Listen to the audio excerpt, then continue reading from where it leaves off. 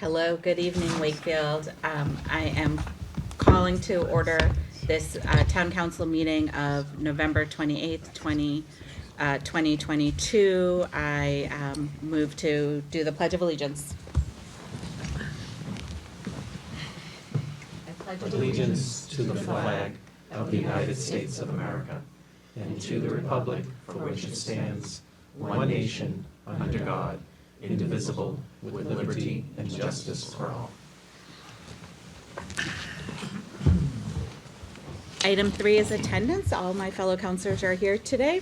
Item 4 is public engagement. Sherry, do we have anyone on Zoom for public engagement? Yes, Madam Chair, we do, and she should be joining the Zoom right now.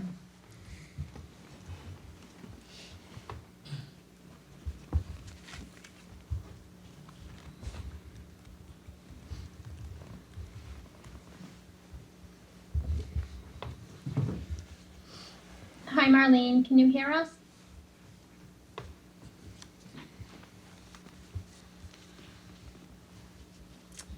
Looks like you're on mute, Marlene. Okay, now I unmuted.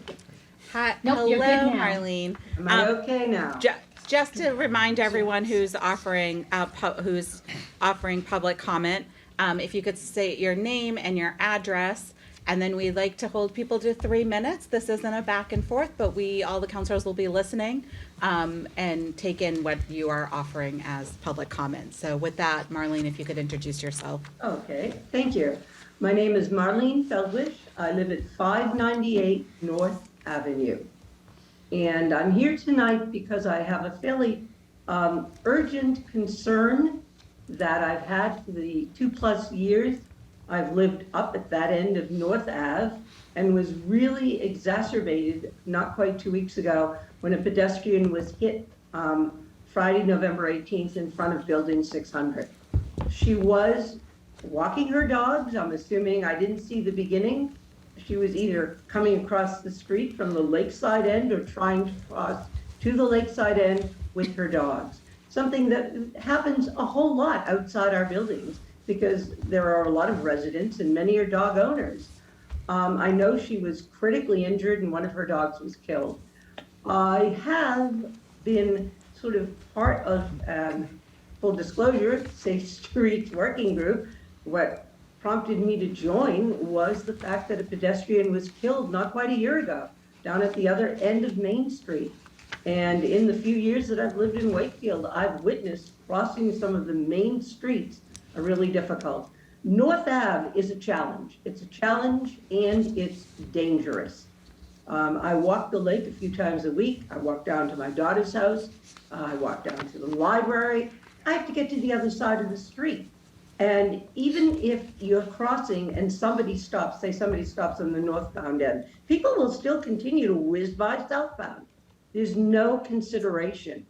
More recently, there were stops, there were pedestrian lights at the corner of, I believe it's either Linda Ave or Linda Street, which no longer are functional. In fact, I think they've taken the poles down. However, when I first moved here, what I witnessed was on more than one occasion, they'd be on the pedestrian setting and cars would go whizzing right through them. And to make matters even worse, if I walked up to the corner of Wanapawit, that particular stop sign, stoplights, they're not well timed. They're not timed for pedestrians. You can barely get halfway across North Ave before it's switched to green. And I will mention that my grandson goes to kindercare, and there are times when I've walked up there. I'm not going to drive 2/10 of a mile to bring him back to my apartment. And it's been a real challenge. One, we get the lights. We managed to cross. You ever try crossing North Ave with a 3 or 4-year-old who does not walk fast? And then guess what, folks? No sidewalk. So now we're on the correct side of the street, and we end up walking through the car dealership pretending to look at trucks until we get to the grassy areas. So altogether, I think there needs to be a sense of urgency about, at the very least, putting in a crosswalk, doing something. And I'm also aware through some research I've done, and also because I was told there is money being held by the town that supposedly the builders put up when building 600 was finished to put in sidewalks. I've heard all manner of reasons why. Well, we can't do it now. It's not on the timeline. We can do it in 2 years. We have to do the water mains. Well, the water mains are done. Well, we have to move the telephone poles. I think we were lucky that woman didn't get killed. And I, again, don't know what her condition is. I know she's in her mid-60s. I don't want to be your next victim lying out on North Ave because it's a dangerous, dangerous street to cross. So I'm hoping we can move up the timeline and do something. Thank you. Thank you very much, Marlene, for joining us this evening. Thank you.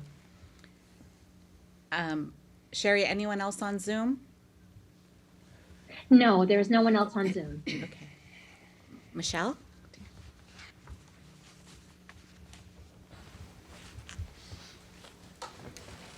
If you could just speak into the microphone, introduce yourself and your address, and Sure. again, 3 minutes. Thank you so much. Yep.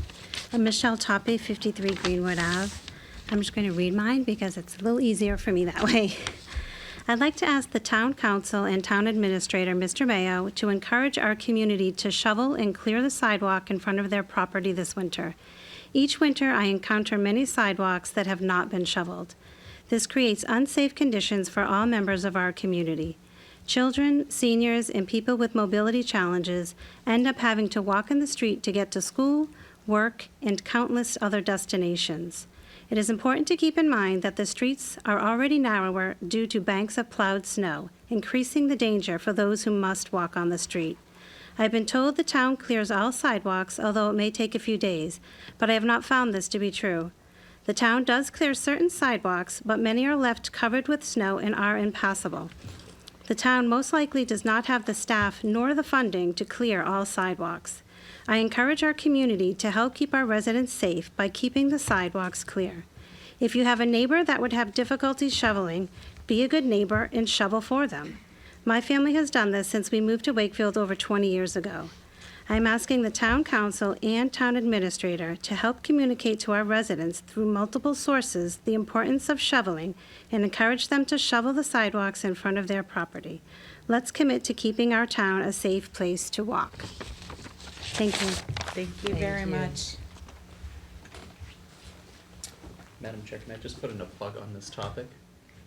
Yes, go Just, ahead. just want to mention the Youth Council is doing their Snow Angels program again. So, if there are any seniors in town or others who have trouble clearing off their sidewalks, contact the senior center, and that's something that they can help connect folks with. Thank you. And Bob?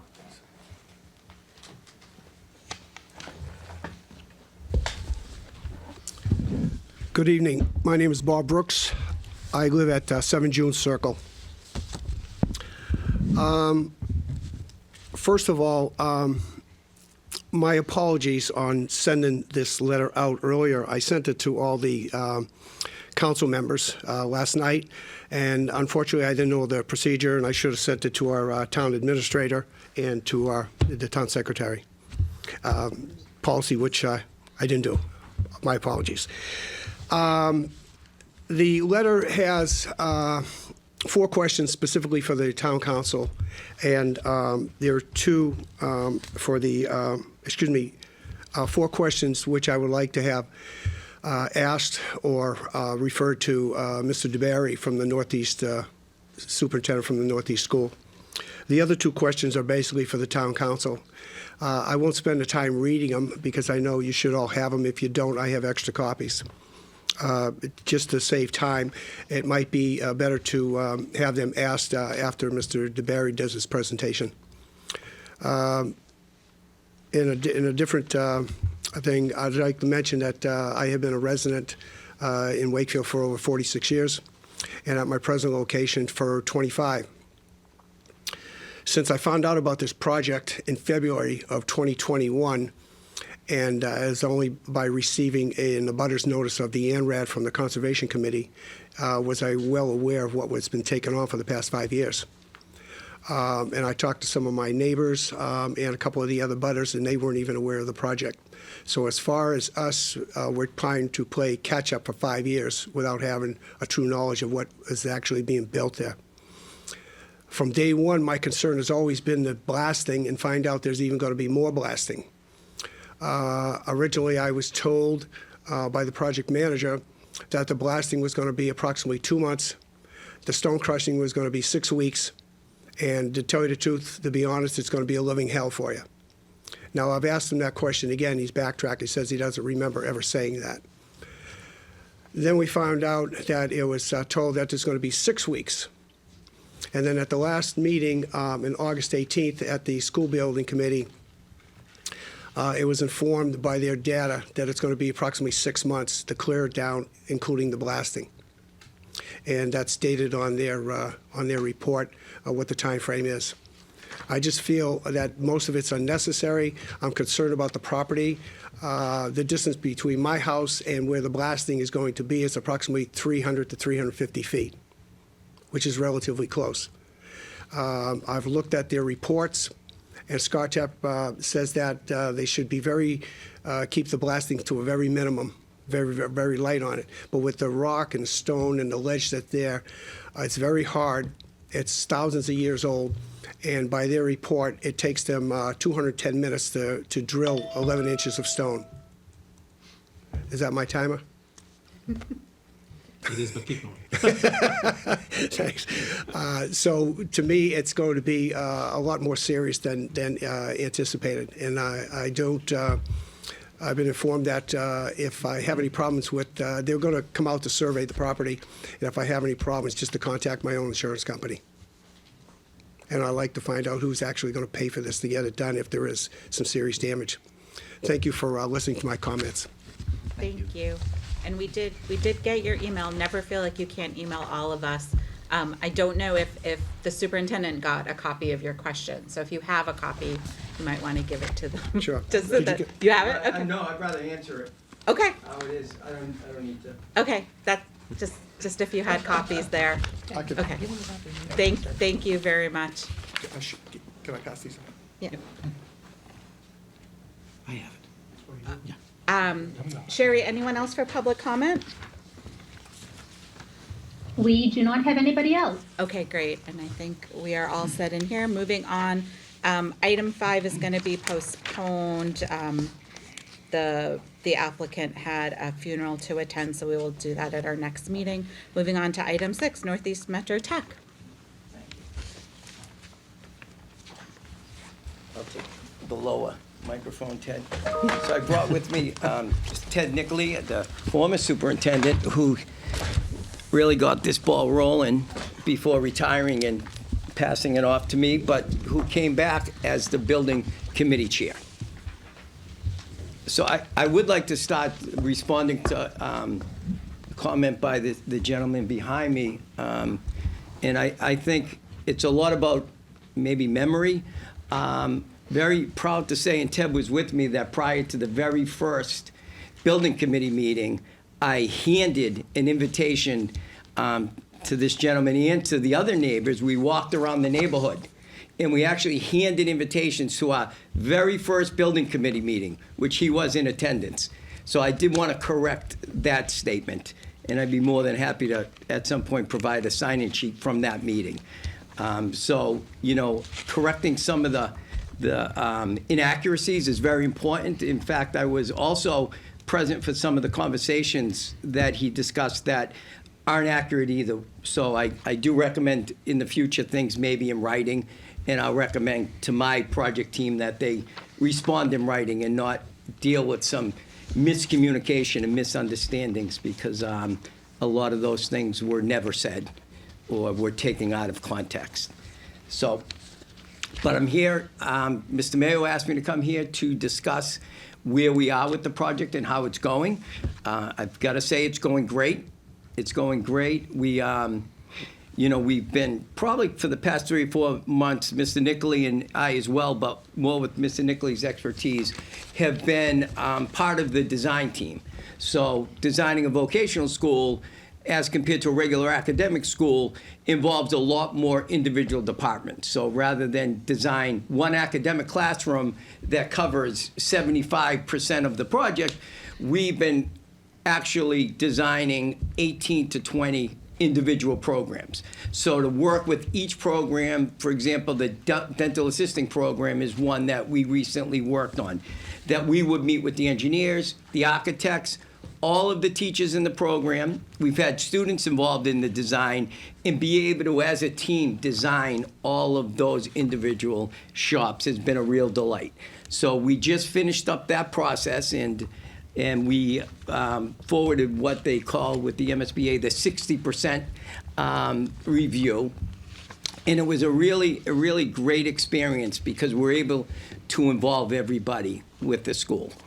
Right now, I'm happy to say we are still on track, and we hope to be starting construction in early February. And it's just been a really exciting time for the school.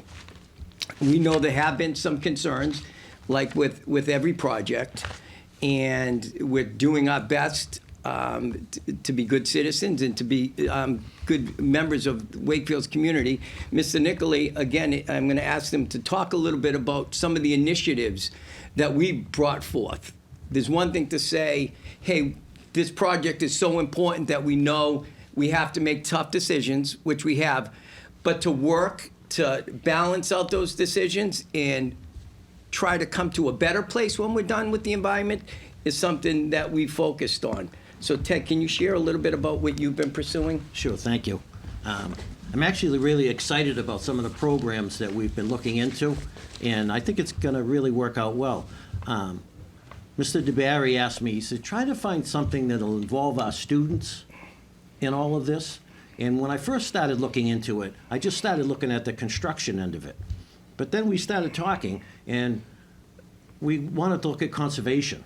We wanted to look at the forests. We wanted to look at saving the environment. So I went online, and I actually found this program called Greening the Gateway Cities.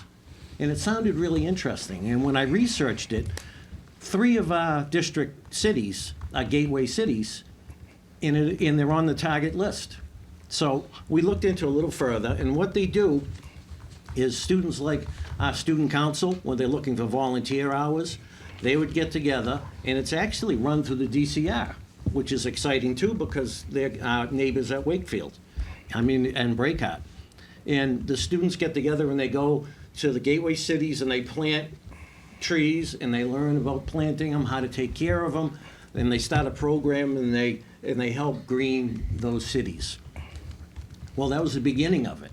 And as we looked into it further and further, we actually have a portion of our land in our practice field that doesn't get used because it's very wet, so it doesn't get used very much. So I contacted the director, who's a forestry expert, and said, how about if we actually become a farm for the trees to get planted? So naturally, they're out of their minds because it's hard to find open land to do anything like that. So now we're looking into that, to actually start a tree farm and be a supplier for the gateway cities. And one of the third things that's exciting is the trees that come down, if they're 26 inches to 8 inches in that area, we went out and bought a sawmill. So what we're gonna do is we're gonna take those trees, it's gonna be in the bid for the land clearing. There'll be a segment of them that are usable. They will limb them and cut them to log length, and we'll save them. And then our carpentry students will actually learn how to cut the lumber, stack the lumber, season the lumber, and then we're gonna donate it back to our district cities and towns for projects, like dugouts, like storage areas. So some of these projects would never get done if they had to buy the lumber. 2x4s are $8 a piece not that long ago. So if we can produce that lumber, season it, and then donate it back to our cities and towns for park benches, picnic tables. Even Braycott wants to build a sugar shack for making maple syrup. What better lumber could we use than lumber from their butter? So we're really excited about it, and we're kind of connecting. We don't want it to connect the kids from the school with the urban setting and also with conservation. Just because they're in a city doesn't mean they shouldn't be environmentally sound. and understand conservation. So this is one of the programs, well, 3 of the things that we're looking at right now. And hopefully everything will work out and it'll be fun. Thank you. Thanks, Ted. I'd love to, if you have questions, I'd love to answer them as best as I can. Keep in mind, I'm not an engineer or architect. I've been learning, but I'm still a superintendent. Steve, did you have anything to ask? Or No, I add? think, No? yeah, I think that they've been, the vocational school team has been very good in meeting with our departments, as we do with every major project in town. Fire chief, police chief, town engineer, they've met with a lot. They've been very open to suggestions that we've made, making the project safer and better for us certainly from a traffic standpoint. And they are currently in front of the Conservation Commission, which is something that would happen in a project like this. And we'll have to, at some point, go in front of the Zoning Board of Appeals, as we did with our Galvin School, as we will with our high school, for some of the other items up there. So those are adjudicatory boards that they will be in front of shortly. Great, thank you. Counselor Smith-Galvin, did I see your hand? I think Ed was up first, actually. Counselor Dabrowski. Thank you, Madam Chair.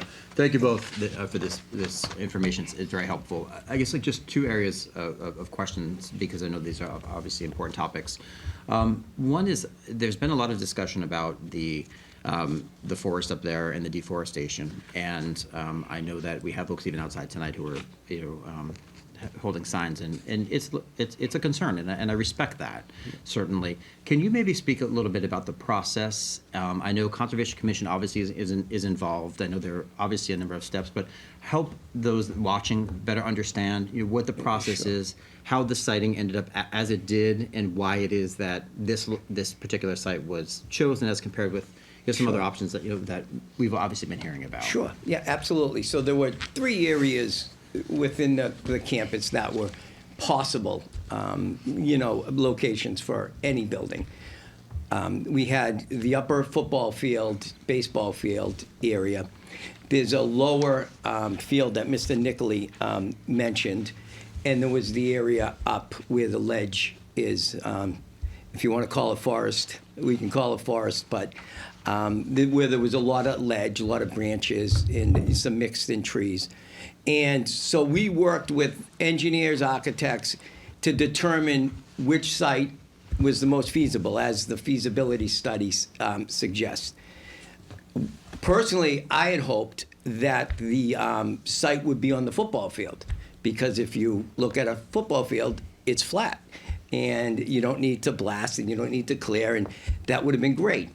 Except when we actually had an in-depth study of how big a vocational school had to be by MSBA standards based on the enrollment, there was no way the school could fit up there. It was, I compare it to if you had a tennis court and you wanted to build a football field there. It just doesn't fit. I've showed examples to anybody who'll listen. I've showed scale charts. I've taken the school. I put it there, and it's so clear that it doesn't fit. And it was off the table. And there was nobody more disappointed than I was, because it would have been easy. I don't want to make enemies with the neighbors over at Breakheart and with the citizens, and I love the setting of Northeast, but it wasn't a possibility. The second area we looked at, if you've been up to Northeast, it drops down pretty significant, but the first issue was the amount of wetlands that would have had to be used during construction made it not a feasible situation. The majority, a good portion of land down there is wetlands, and we knew that it wouldn't be buildable. The second piece is that land does not border public property. So the only way in which we would have been able to have an egress outside of there would be to try and probably feel to take the land by eminent domain. So we had 2 pieces. We didn't think we'd get through the Conservation Commission, luckily, unfortunately, because of the wetlands. And then even if we did, and we squeezed the building there, it would have been probably, I think, 25 feet from the current building. So we would have been doing construction basically right up next to the classrooms. And there would be no way to exit the property. There is a neighborhood that is clearly in a very, very close proximity. So we're pretty sure that that would have never been approved through the town of Wakefield or through the state of Massachusetts. So we looked at the land up top, and in fact, originally the building was supposed to be longer, and it would have required more deforestation and more blasting. After the first meeting, when, like I said, we invited the abutters personally, we started to hear the concern about, hey, is there any way you could cut down the blasting in the removal? Actually, the tree removal came up much later. The focus initially was the blasting. And we actually added a level and just reached the maximum, probably, by a few feet, of how high we could go so that we could compact the building. So our goal from day one has been to try to minimize any blasting and any cutting down that we could. And right from the beginning, when we determined that that was the probably only place we could build, our focus was then how it can be placed to disturb the least amount of land up there. And we made a commitment, and I think we're talking about going over that commitment, that every single tree will be replanted or reharvested back onto the land. Every single tree. I think there was some thought about there's a walking trail up there. Well, I did remind people it was private property, but we, again, love to share it northeast. But there were over 10 miles of walking trails in Breakheart Reservation. When we measured the actual trail that would be interrupted, it was probably less than 100 yards. So to not be able to build a school to increase enrollment for 100 yards of a walking trail was something that we felt we had to make the tough decision.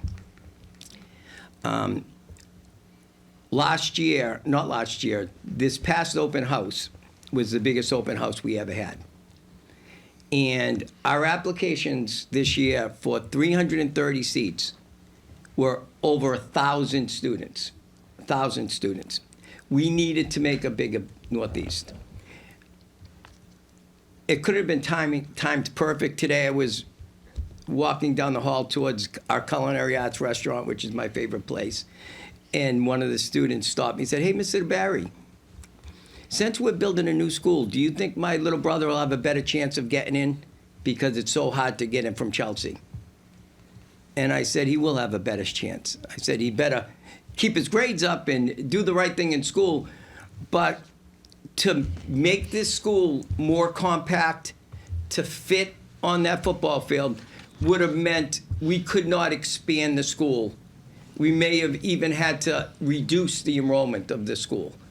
And I wish more than anybody it wasn't that way.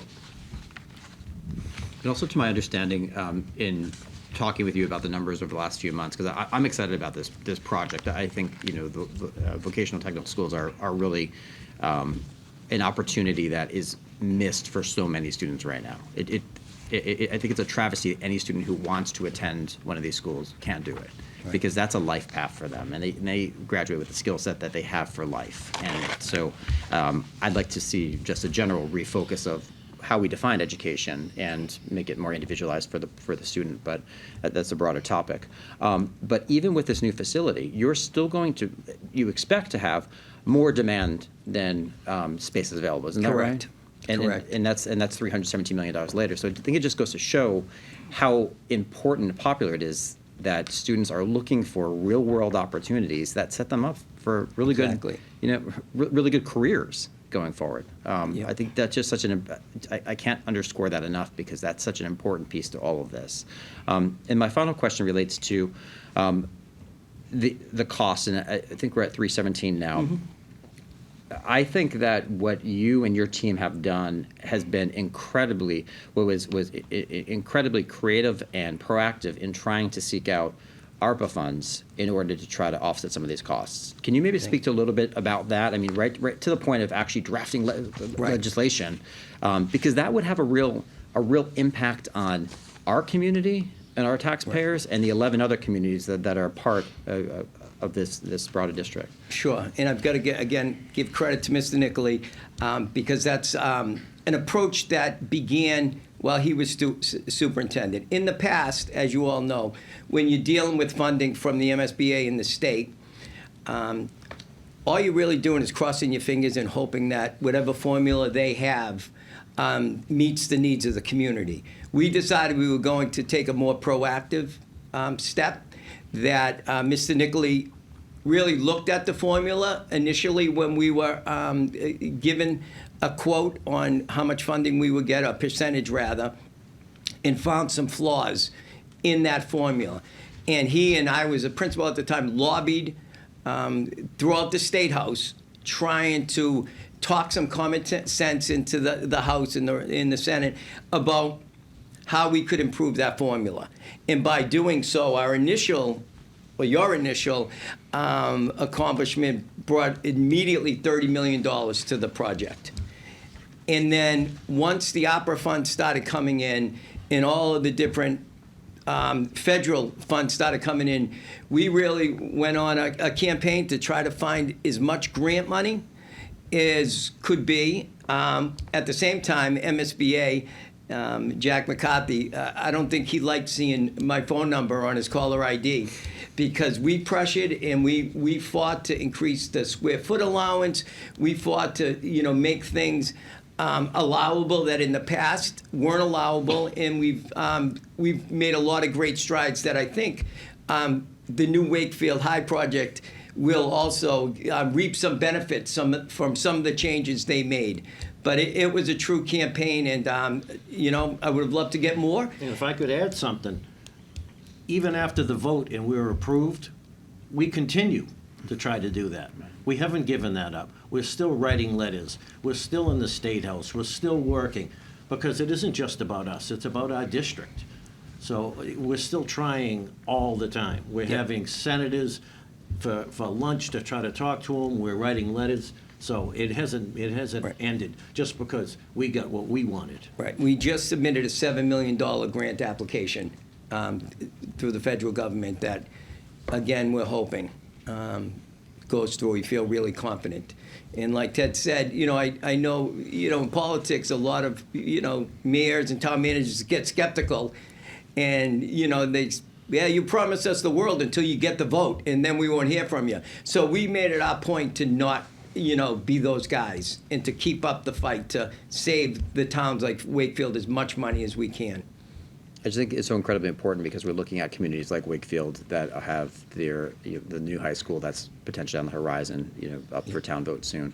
Stoneham is dealing with their new high school. You're looking at Reading. I mean, all of these member communities that are part of this. So what you're doing has a real practical impact on the taxpayers, and it's not an insignificant amount that we're talking about here, across the board, especially when you look at it in the aggregate, all of these. So I just carry on with your efforts, but I do think it's important to highlight that because taxpayers need to recognize what you're doing to try to make sure you can make this as affordable a project as you can while making it a top-rate 21st century facility. So thank you for your efforts. Thank you. Thank you. Councillor Smith-Galvin. So Councilor Dombrowski asked the question that I think was really on all of our minds. So thank you, and thank you for your answer, because it definitely helped clarify it for me. In a perfect world, we would save every single tree and have a perfect school. But of course, there are difficult decisions to be made, and it does sound like you really gave it serious thought. So thank you for that. And I also want to thank you for working with our light department here and determining that you can electrify the vocational school. I think it's probably something I brought up when you were here last time. I think it's going to be, in addition to all the excellent initiatives, particularly in the gateway cities that were outlined, I really think having an electrified heating system essentially all electric. I understand you might use some natural gas for some of your For the cooking, trades yeah. and things, but I think, and I'm very proud that our town passed the energy park at town meeting. There's still a couple of steps to do, but we really look forward to working with you on that. Two, just in terms of our residents who are abutters to this, I assume there'll be a system set up to assess their condition of their homes and the Absolutely. blasting, and I think that's pretty standard construction. but- Absolutely. And in fact, that was a conversation I witnessed our project manager have at the meeting, is that, yes, that we have an insurance company and that we do a pre-evaluation and that we are responsible for damage from blasting. Okay. Yeah, I mean, I don't have any other questions. I know you're continuing to work with our traffic advisory committee. I'm a big advocate for putting sidewalks on that new access road. I think, I agree. I know that your population comes from a pretty broad area, but we're gonna have some new technologies like electric bikes and other things Yeah.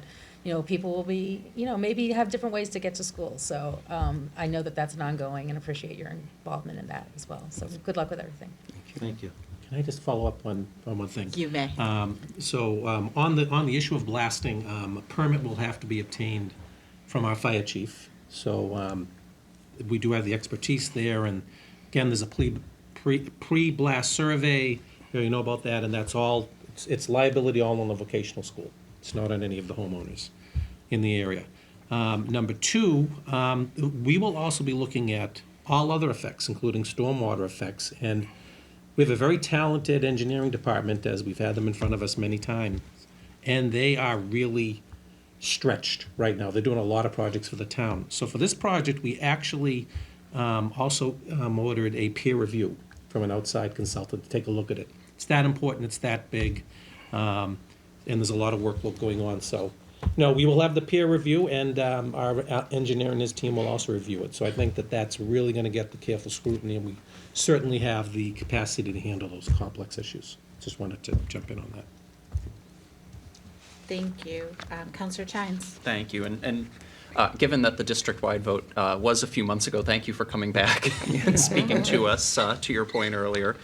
I wanted to just talk a little bit about the financial impact of the project, not necessarily in terms of the MSBA reimbursement, but, we're seeing, certainly with, the Wakefield Memorial High School project, that construction cost inflation has been a pretty significant driver of our cost estimates. And certainly a lot of that has come in since the $317 million budget for the vocational school was set. And so I was wondering if you could talk a little bit about how construction inflation has affected the Northeast project, any kinds of scope changes or value engineering or anything like that you've been focusing on to make sure that the project meets the original budget. Yes, so I'm happy to say that we are still on budget. We are, I think 5 out of 16 of the current projects are still on budget. 11 of the 16 current projects have to go back to the town or the voters for more money. We are on track. We expect to stay on track. We do not expect to go back for more money. There have been some creative value management. We've, changed, materials. We've changed small things that, when you put them together, really add up to big money. We've utilized plans that include construction that our students are capable of doing. So rather than, pay top dollar for a storage shed, we've decided, hey, we could build that storage shed in our carpentry shop for, 10 cents on the dollar. That's something that we can easily value management out of the process. So having Mr. Mayo on the building committee team from day one, really somebody who's been through projects, letting us know what things really could cost, and really factoring in some of those recommendations, and also going right through COVID, meeting with our team.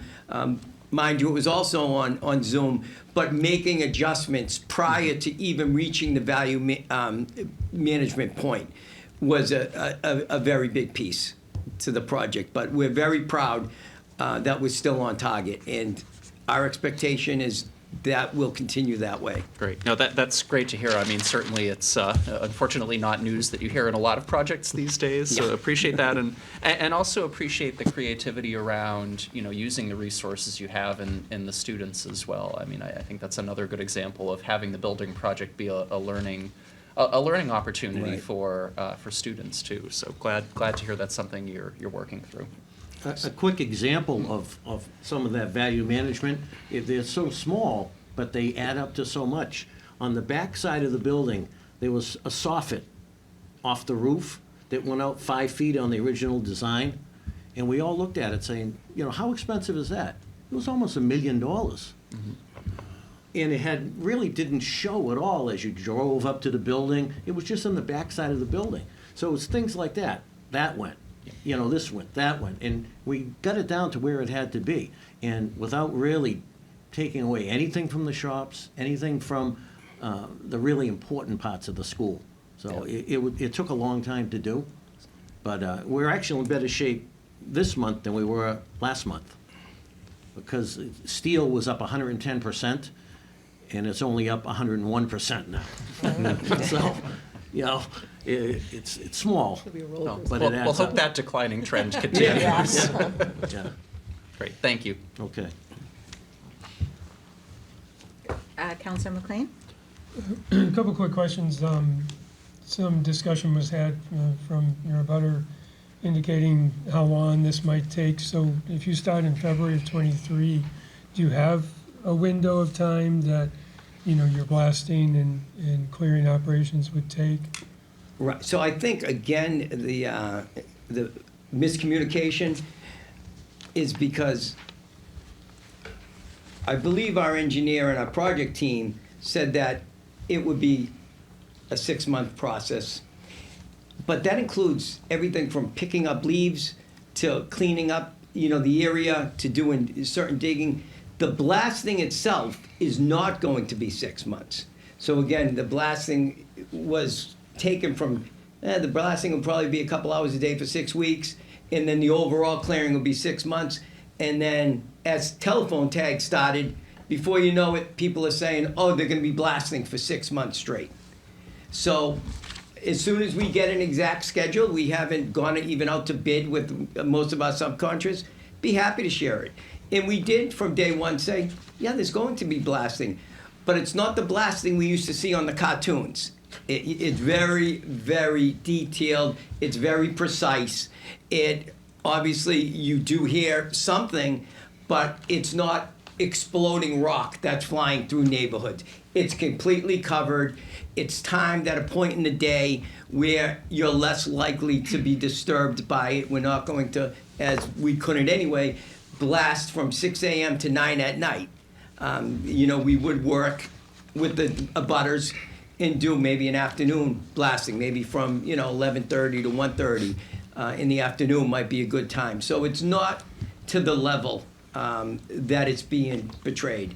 And I think at any point we could probably find a construction site that's doing some blasting, and I'd be more than happy to take a ride over and say this is what we're looking at.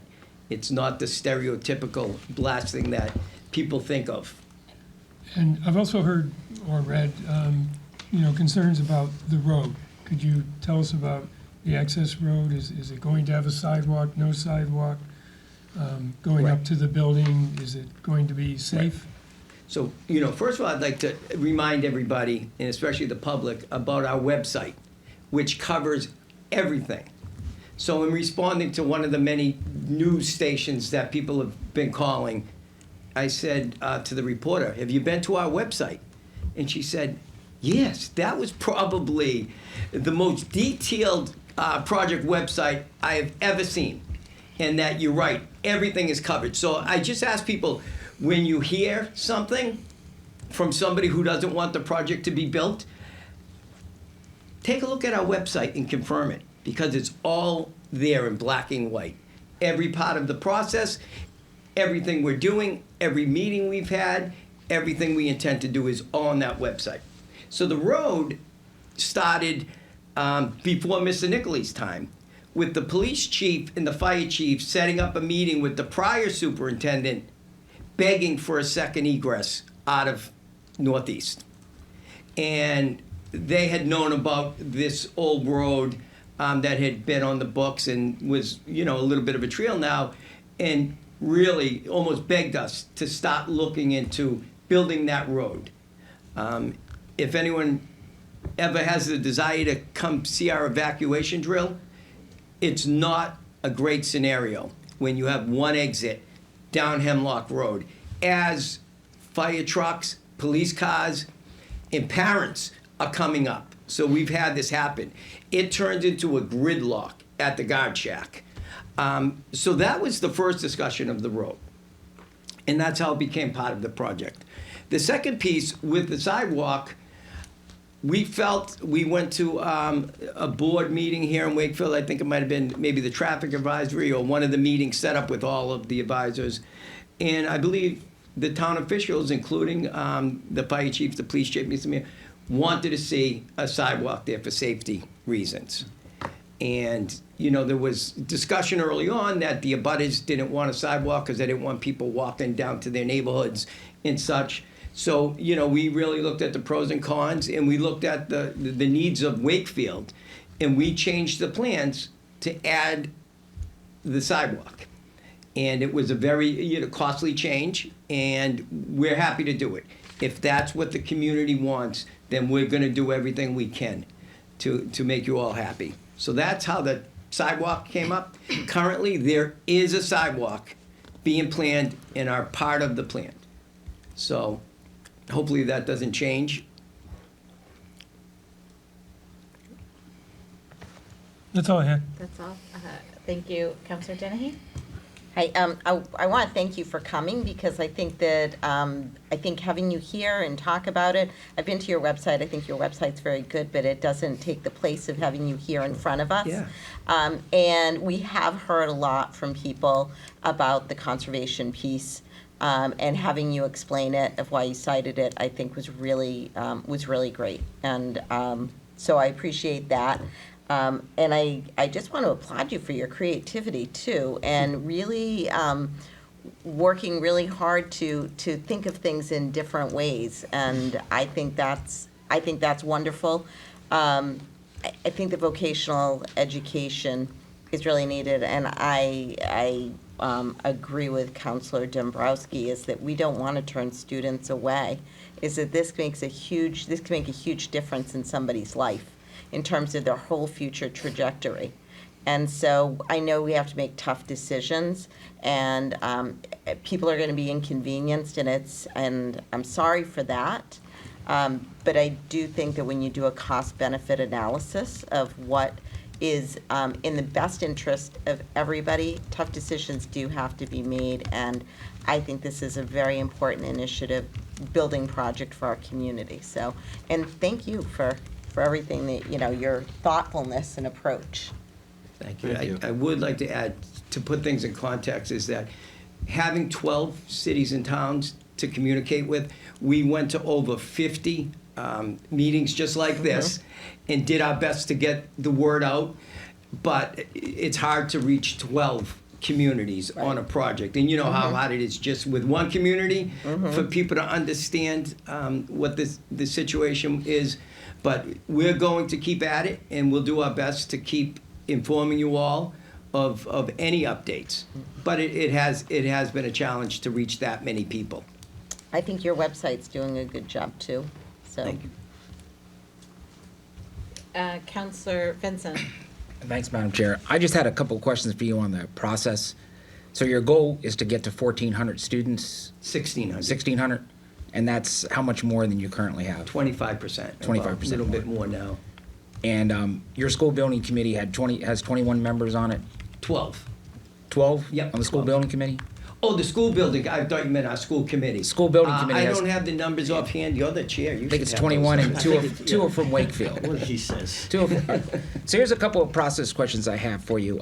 Looking at the preliminary evaluation matrix, you all looked at renovation, you looked at renovation and additional building, and then you looked at 3 new construction options, C1, 2, and 3. You applied 7 evaluation criteria. You came up with 7 evaluation criteria. and then you had a scoring scale of 1 to 5, where 5 was the most favorable. So the maximum you could get was 35. And from my calculations, and I'm no mathematician, your school building committee discerned that C3, which is the option that you presented to MSBA, got a score of 32 out of 35. C2 got 26 out of 35, and all the rest of them were far below that. Yep. The couple of questions I have on that is, how come one of your evaluation criteria was not disrupting neighbors? And I mention that because the Wakefield High School has, as one of its criteria, disruptions to neighbors and abutters. And I was just curious why, if you could tell me why you guys didn't have that as one of your evaluation criteria. It was my understanding that the abutters and the disruptions were based on how far you are from the closest abutter, and that's something that the town of Wakefield and the state actually polices, so that we couldn't build right next to somebody if it was not a feasible situation. Okay. And the other question I had, and this is small print, so it's a little hard for me to read, but on the one place where blasting is mentioned is under C3, under the evaluation criteria of project costs, reimbursable costs, temporary costs, and long-term value. And the evaluation was the highest blasting and site development would be for this particular area, for C3. What caught my attention was it had a score of 4, which is a high score. And I was curious as to why an acknowledgement that there was highest blasting for this C3 project would have gotten it such a high favorable score as opposed to 3, which is neutral or lower score. Can you expand on why you found, even though you recognized it was going to be the highest amount of blasting, you still gave that a favorable score? So that was about a year ago, and I unfortunately don't have the memory to, Well, I don't have the memory, I just have the chart. Yeah, I don't have the. Sorry, I didn't bring the chart with me, so I can't answer that. I think the big piece would be that compared to the lower field, that it is much more favorable because of the environmental issues on the lower field that has much more wetlands than the area that we're currently looking at. And the last question I have is, C2 was, well, 2 questions then. Where was C2 going to be? Where was the option for C2? Can I take a Oh. Yeah, honestly, again, I'm not an I'm sorry. engineer or. Was C2 on the C2 baseball field? C2 says, And the football field? on the 2 flat portions of the site of the west of the existing school, football field and track and baseball field. That's what it said for C2. Okay. So C2 had a score of 26, and C3, which is the one that you went forward with, was a 32, a much higher score. Right. So then, once again, So- what's the difference So between one the two? thing that, is important for people to understand, and I don't even know if it's referring to whatever chart you're looking at, is we actually looked at over 40 possibilities because we also had a range of enrollments. So there were many of the sites that were listed could not fit the enrollments of the students. So say, like I had said, the baseball, football field would have been probably great if it was big enough, but it couldn't fit the educational plan in the enrollment of the students. So I have no, doubts that there are factors that show that the baseball field or the lower field were better in certain categories, but overall, the project couldn't probably have been done in either one. Okay, well, thank you for answering my questions. That's all, ma'am. So I do just want to, I do want to thank you for being here.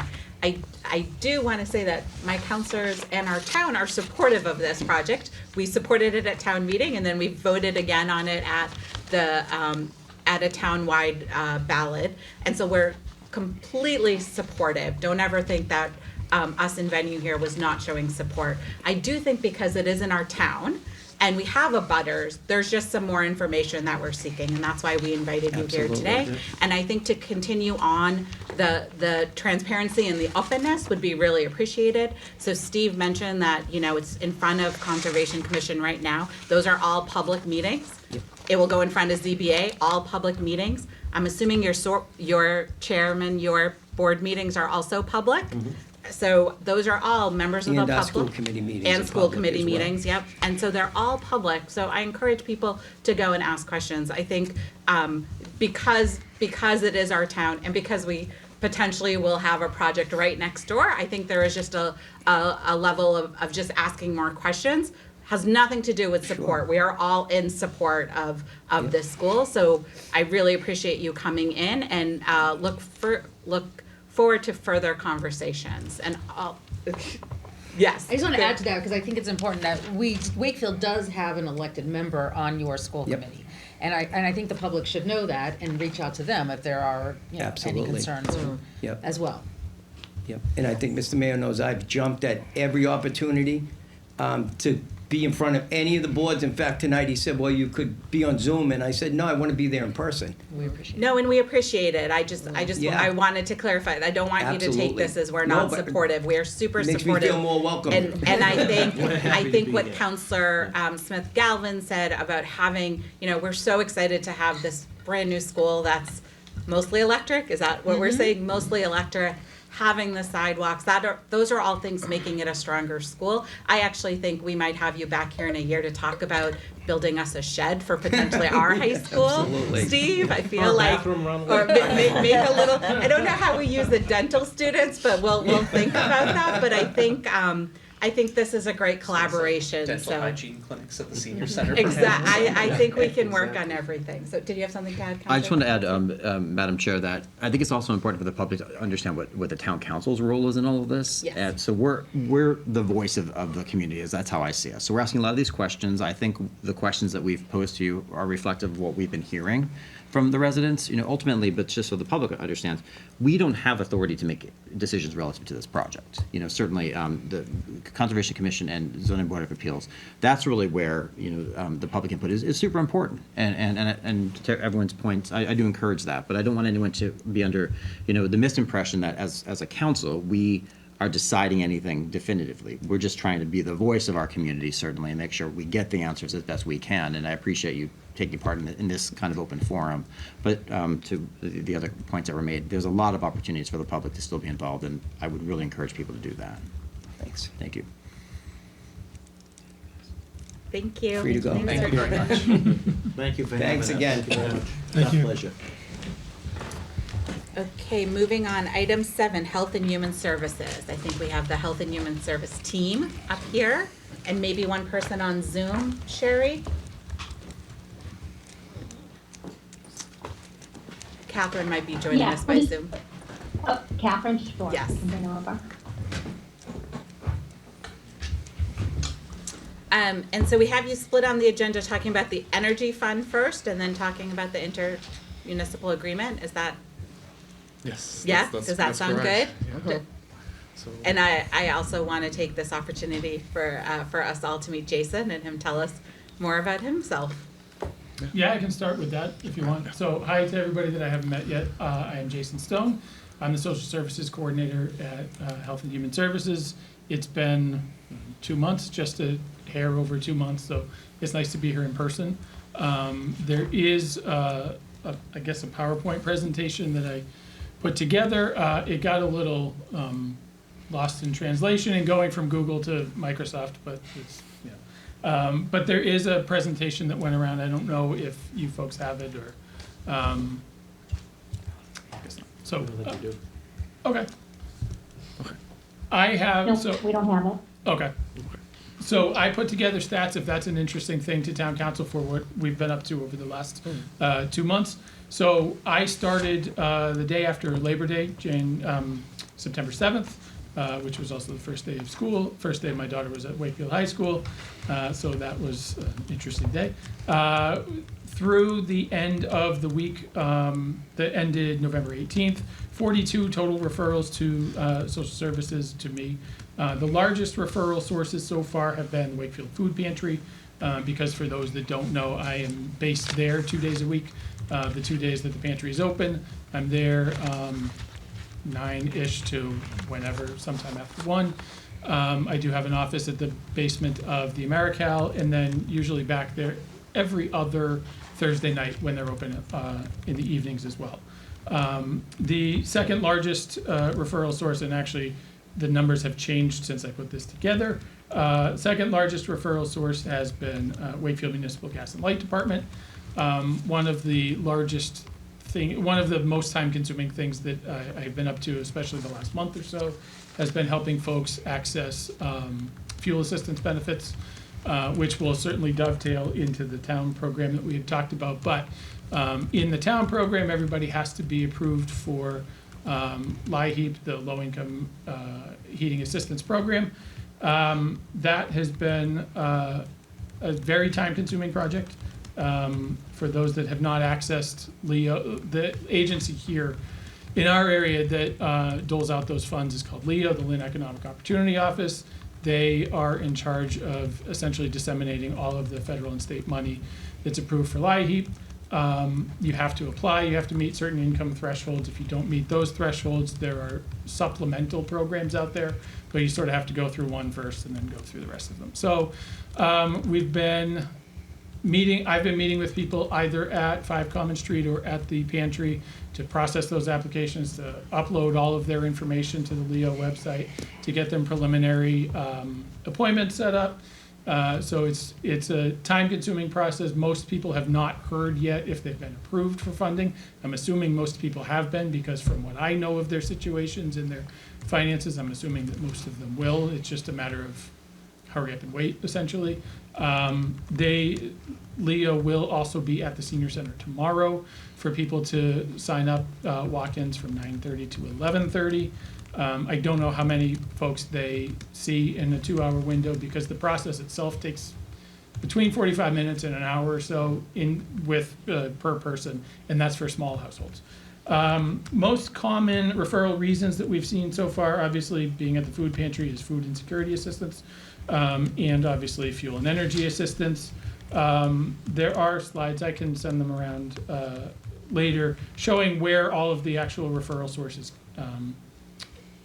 all of the referral numbers come from, what the actual initial services are. Obviously food insecurity and energy assistance being the big two, housing assistance being the third, and then everything from income assistance, insurance assistance with the Mass Health Gateway, substance abuse treatment services, which is my background for the last 20 years, prior to starting in this role, home furnishing assistance. There's also an age range breakdown. The largest, actually probably 17 of the 42 have been seniors, ages 61 and up. And the youngest of the people that I have worked with specifically has been 19. So it's really everywhere between 19 and 76. All sorts of services and outreach that we've done so far, all sorts of different local community agencies that people have been connected with. Everything from St. Vincent de Paul to Action Inc. to signing up for food stamps to connecting with housing families and Metro Housing to Home Base to Elliot's Path program, Mystic Valley Elder Services, Wakefield Housing, et cetera, et cetera. Yeah, so that's a real basic snapshot. I put together in there as well, which you don't have, so is a couple of case studies as well, just sort of general de-identified information of a couple of the people that we've worked with so far, to just sort of give sort of a snapshot of who has been on my radar. The first one is one of the unhoused individuals that we had downtown, who most people had probably seen, let's say 60 to 70-year-old male, unhoused, frequently downtown between the Americal and the Stone Church and the Common. I collaborated with the recovery coach from Elliott in the Wakefield Police Department, Tracy, who I'm sure everybody knows. She and I have a pre-existing relationship through the substance abuse treatment world. We facilitated this individual's referral to detox at AdCare Hospital. I coordinated transportation. I collaborated. So for the record, I worked for AdCare Hospital for 16 years prior to starting in this role. I was able to, with his consent, coordinate with their care management and placement teams. The individual has completed detox and is now residing in a sober house that is not in Wakefield, but he has tapped into Elliot's Path services, so he's doing quite well. The second case study was a 41 to 50-year-old female, non-native English speaker, but she has been a resident of Wakefield longer than I have, and I've been here 19 years. She was initially referred by the senior center. She was a walk-in there looking for assistance with food stamps, and because she heard that they had somebody who could help access SNAP benefits. So she walked in there. They called me because she was between 41 and 50. So she came down to the office, brought in all her paperwork. She inquired about SNAP benefits because she had an injury-related loss of income, can only work 1 day a week now. She had been working full-time. We created an account on the DTA website. We did her application. We uploaded all of her necessary financial documentation, which there was a lot of for a variety of reasons. She was approved and has started receiving SNAP benefits. She is not only a guest at the Wakefield Food Pantry, but also helps with translating because she is a non-native speaker. So she's been actually pretty instrumental in connecting some of our other non-native speakers to both to me and to the food pantry at large. And we're working on an affordable housing application for her right now. And you probably know why that is a tough and time-consuming thing, because we have an interesting cross-section of people, and I've said this in a few other locations, so I can say it here as well, that we have some obvious folks who people know are on the radar as unhoused and as using services, and we have an awful lot of people who are sort of off the radar. And so really what I have tried to do and will continue to try to do is connect to those people as well. Certainly we need to help the people that are on everybody's radar, but we have a large population of people who have some resources, and having some resources in some cases means that you're not eligible for a lot of other financial assistance, but that doesn't mean that you don't need services. So that's kind of what I am hoping as we project out this position over the next months and years, to sort of help connect people with. So that's my spiel. I'll forward these along. That would be great. Do we have questions for Jason? Comments, Councillor Chines? Just a quick comment. First of all, thank you for being here, and Thanks it's for the great to invite, meet by the you way. in Yeah. person after a couple months. I just wanted to compliment you because I've seen your name and your presence in the community in the few short months that you've been here, and I see you getting out and engaging with. I think you hit the nail on the head. The population of folks that aren't necessarily visible but are struggling in town, and I really just applaud you for the work and the effort that you've put in, and Catherine and everyone, Anthony, everyone in the Health and Human Services Department to really make sure we're using this position and the investment that we made in it in a way that's making an impact. And it's great to see that even after just a couple of months that we're seeing that pay off. So thank you for everything that you're doing. Thank you, appreciate that. Councillor McLean? Jason, is fuel assistance, the people you're dealing with, are they new to that system? Or I guess what I'm wondering is, because I don't know, Yeah. is this an annual event that everybody has to re-up, or once you're in the system, it's a little bit easier? Once you're in the system, it's easier. You do have to re-up every year. The woman that I was meeting with down at 5 Common today, as she was leaving, we actually got through the process pretty quickly because she is single, lives alone, and there's only one income stream, and so usually when you have to add to that, it sort of convolutes the process a little bit. And as she was leaving, she said, thanks for doing that, because I wouldn't have done it otherwise, because it just would have been overwhelming. What we've run into with a lot of folks is that if they don't have an email address, or they don't have the ability to check an email address or remember their passwords in some cases, then you need an email address to be able to do any of this stuff online. So if they don't have that and they see it, they just say, forget it. So we've been able to set up people sort of not dummy email accounts, but basic email accounts, so that they can then log on, verify their account, and actually upload all the paperwork that way. And like they said, some folks don't want to drive to Lynn. We have a handful of people that don't like to leave their house all that much, so I've been able to sort of courier paperwork back and forth to the office, upload it, send it back to them, et cetera, et cetera. So it's a time-consuming process to get in. Once you're in it, you just have to sort of recertify every year and reconfirm that you still live where you live, that you still have the same sort of fuel sources, that you still have the same limited income. It's a matter of the first hurdle is the biggest one, is getting into the system. Great, thank you. Thank you. Thanks for the work. Councillor Vincent? Thank you, Madam Chair. Jason, I haven't met you yet. You recently toured Mystic Valley Elder Services. Yes. I went down there last week and got a tour, and they said, Jason from Wakefield had just come down here, and I didn't know who Jason was.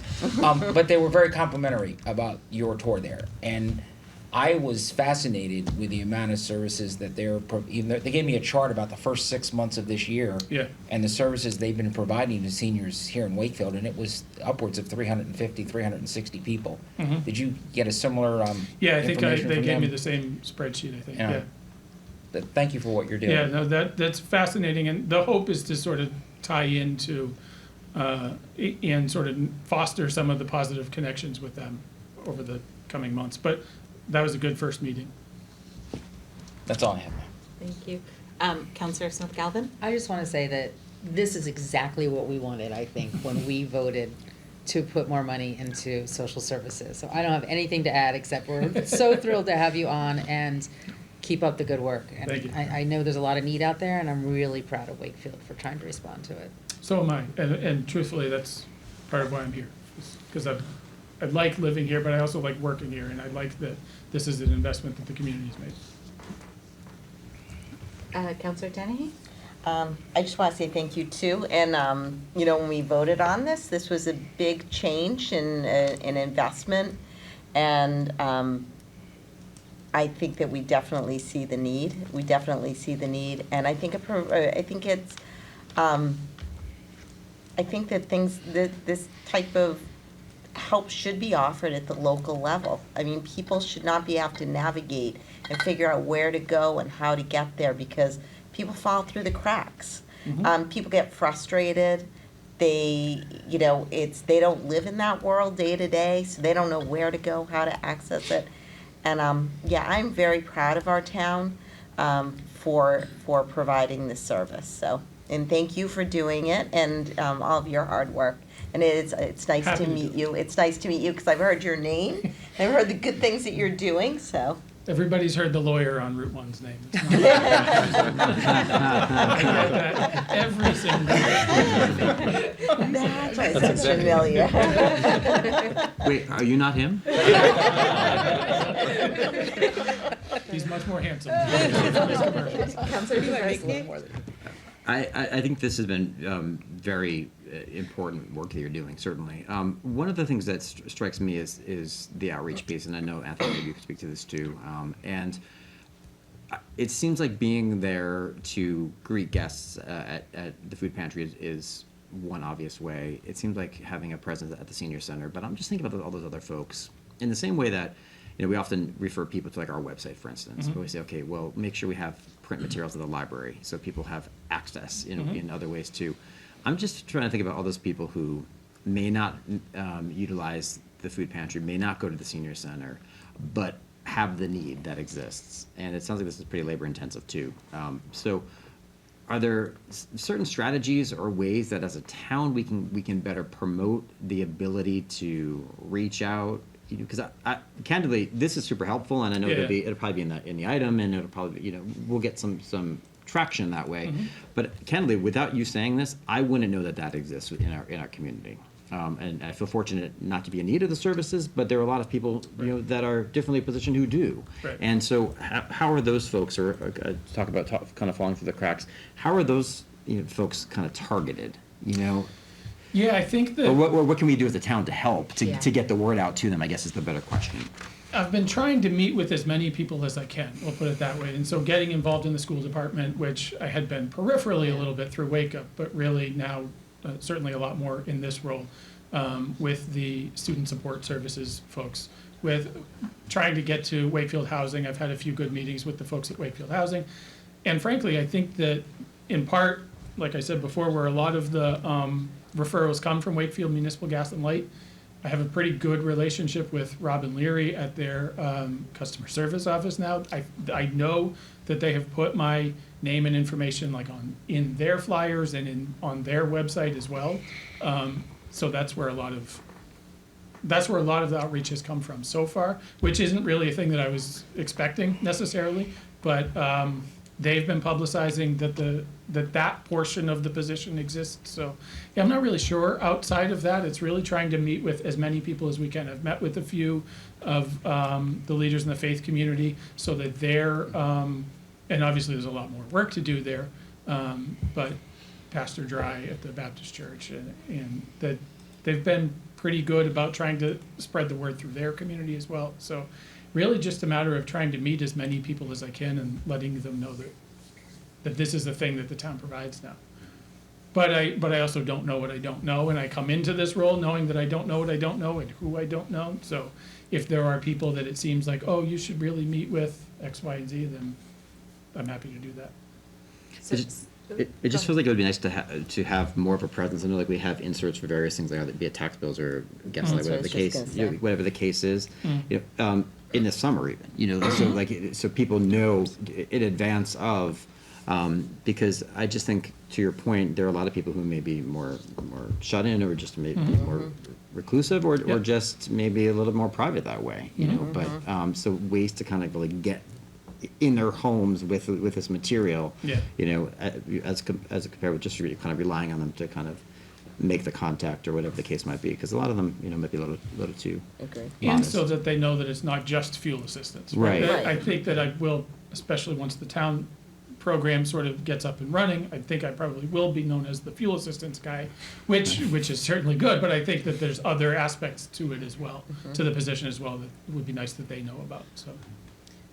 So I do want to say, I think that's you know, Jason, hopefully you'll come here regularly with Anthony and Catherine and Candace and rest of the team, but I think us hearing how people are finding you and the numbers is really important. Like that feedback is really important to us. And you know this, but I'm just going to say it out loud. You have 2 counselors who spend a lot of time at homeless shelters. Like that's our background. You have another counselor who works at Catholic Charities, and so we know this world. What you said about word of mouth, I think that's really how I've seen at the food pantry at Rosie's place. It's really how people hear things, you know. And when you're dealing with a population that doesn't even use email, they're not going on social media. They're not potentially reading the item if English isn't their first language. And so I think to be really creative in how we can help you, just like Counselor Dombrowski said, of you know, having a table at Wakefield 101, having Town Day next year, having a table at Town Day. But it's really that word of mouth of telling people you're a resource. I think when 5 years ago, and I'm always going to go back to this, when I went to that first MMA meeting and heard that Framingham had this position, and went running to Steve in the hallway and was like, we're going to get this.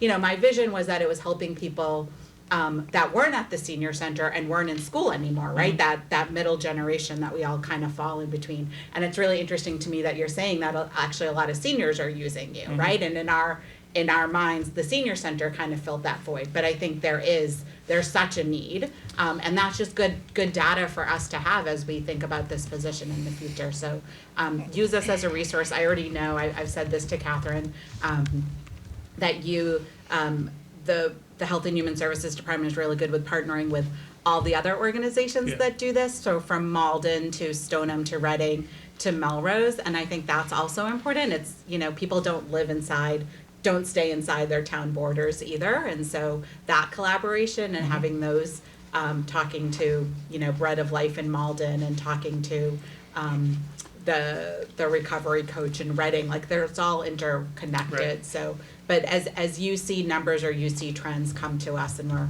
happy to help. Because like Julie said, there is a need. I was just saying on that point, I mean, one other place that I think is worth connecting with certainly are the hospitals in the area, Melrose, Wakefield, Winchester, and Leahy. I would also say pharmacies, and I think there's a lot of need, particularly if folks have chronic conditions or things where, you know, if folks have trouble paying for medication, pharmacies and pharmacists will see that a lot of times, and that might not be a bad place to at least try to get your name connected, so that can be maybe another potential referral source. That's great, I hadn't thought of that. I want to stress, first of all, Jason has been phenomenal, part of our team, and has been working very well with all the organizations. Being able to tie together our Council on Aging and our police and our schools, I think, creating that network. He's also been participating in our housing task force that just started up in Melrose. We're starting a regional kind of housing task force group, working with different developers and different groups. So I think that program is great. And then the fuel assistance, obviously, the great work Catherine has been doing with Tom Walsh and with Jason, just making that accessible for everybody has been really important. So I think the communication part, we have to be really creative about how we go about that, making sure that everybody has access, but also still skirting that line of stigma. I think there's still a little bit of, you know, our community and making sure that everybody has equal access without singling anybody out. So. Counselor Dennehy? Yeah, and I would say, I think all the ways the outreach is great. I think that's fantastic.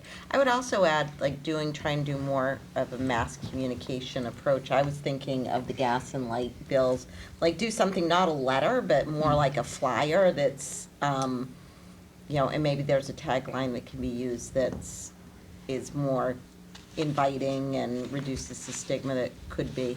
And then also through the schools is sending out, they have, where they send notices out to families.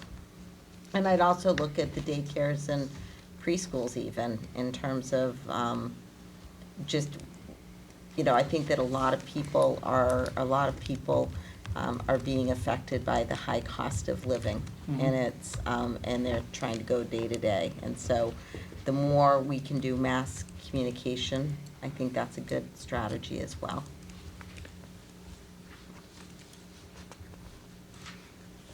But nice job. Well, Thank you. welcome Thank you. after 19 Thank years you. to Wakefield. Thank you for coming to My our first meeting. council meeting. And we look, if you would send the presentation Of to course, Sherry, yeah. we'll all see it, but that was perfect, and we look forward to hearing more about your position. Thanks. And who's talking about the energy fund? Well, I just wanted to say, again, thank you for the council and Steve's support on all of this. I think it's really important that we make sure that every resident has access to heat during this winter. Catherine and Tom Walsh did a great job, and we've also been working very closely with our IT department to make sure that this program gets off the ground.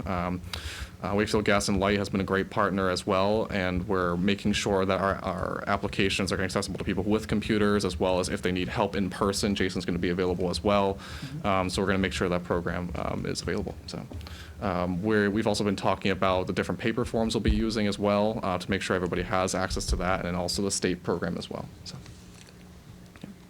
One thing that we are sending out, a winter newsletter from the departments. It'll be a printed one this time. It'll be in with the water bill, so this will be a good thing. And I think our submissions need to be in by the end of the week. Yes. Yeah, so The clock is it's very ticking. appropriate Yes. to get it in. And so, the chair talked about word of mouth. Most people are gonna get a water bill. Maybe you know someone and you'll actually read it Yeah. and help those that don't get it on social media while we blast there. So be another avenue. And the clergy council, I meet with them a lot, so they're a great group to work with. Great, and so we will hear more about how that fund is doing, right? Yes. That'll be part of the updates Oh, from yeah, you, Steve. because we have $400,000 in there, and Yes. it's interesting that we are getting we're getting a number of referrals also from the gas and light department, going through, also, Leo and what have you, to help our other agencies to help with the gas bill. And, a few of them have found inefficiencies or items that are broken in the system, that we're working with the gas company to get that as well, to make sure they can get, efficiency and what have you. So you will hear about all those things as we roll it out. But great job in getting the application together. It's fabulous. Thanks. Catherine, did you want to add anything? No? Okay, well, thank you. And then, item 7B, the intermunicipal agreement. Yeah, I'll start really, really quickly on this. As the council knows, and I do think it's great that we have these programs and that we were able to, we made the investment and continue and make the investment in these things. But I think one thing we also need to do is we need to try to find a way to do it more efficiently. And a lot of that has to do with collaboration with our communities around us. And we have done that a lot over the last 10 years.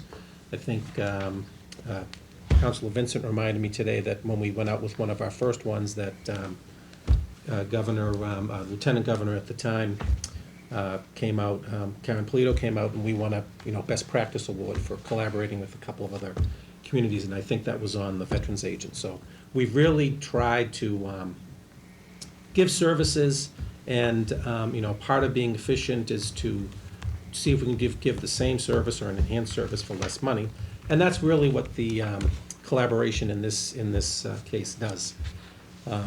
Working with Stoneham, that really was devoid of any health department.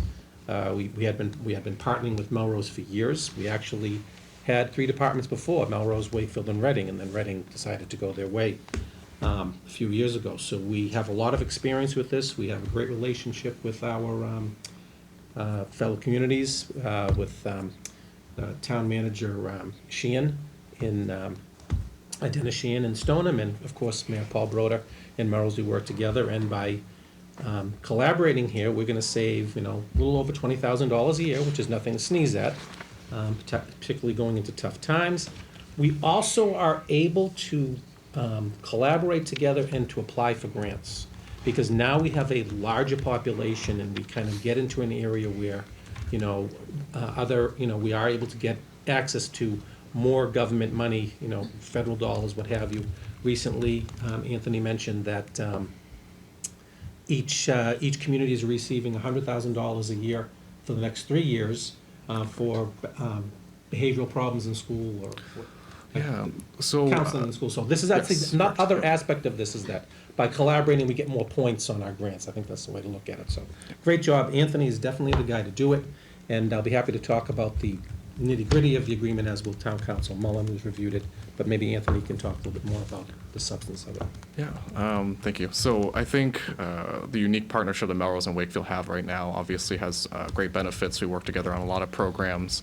But one of the benefits has been this grant we just received. So we received $1 million over 3 years. We applied through Melrose as the host community, but Melrose, Wakefield, and Stoneham applied together, the school districts. We're going to be receiving $1 million for preventing school violence. So we have the budget to hire 3 adjustment counselors, 1 for each school district for the next 3 years. We're going to be looking at different training programs for staff, for students, and for parents. Where we want to make that community outreach as accessible as possible. We also want to make sure that we have the capability to work within our borders, because I think we have very similar needs between Melrose, Wakefield, and Stoneham. If you look at the last needs assessment that just came out from Melrose, Wakefield, a lot of our difficulties we do share across towns, so we're able to collaborate more formally if we bring in Stoneham as well.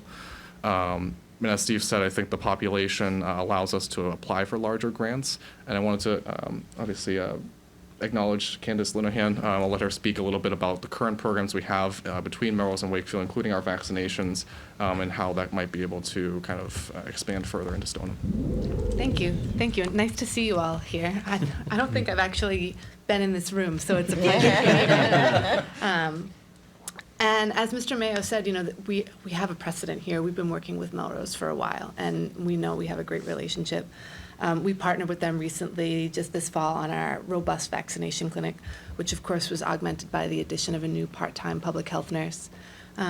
We've also had many more opportunities to welcome our local restaurants into our public meetings, with the addition of a full-time food inspector here in Wakefield, to actually have our restaurant owners in our meetings and to talk about what's going on and to support them addressing any needs, rather than just sort of putting out fires, not to make kind of a restaurant joke, but to sort of address more urgent matters, which is what we'd had been doing, especially during the pandemic. And a lot of the resources that were tied up during the pandemic, we're able to actually access those now and do more of the things that matter, which are comprehensively address the needs of our community here. And I think other communities are probably doing the same thing. They're starting to think more about public health, not only as pandemic, but actually as needs assessment and things like, the seasonal flu vaccine. This year, we vaccinated over 450 community members against COVID-19 and flu, and that includes vaccinating some of our neighbors in their homes. Town Day, which was a great success. It was wonderful to see many town councilors there. I know you all know that we look to you as political leaders, but also, models of health and wellness. You being out there, it matters. It matters a lot. And I think the resources we have now have really given us the ammunition we need to sort of refocus on caring for the community and partnering with other communities. I think Committee Member Laura Gorville is on Zoom, who wanted to say something.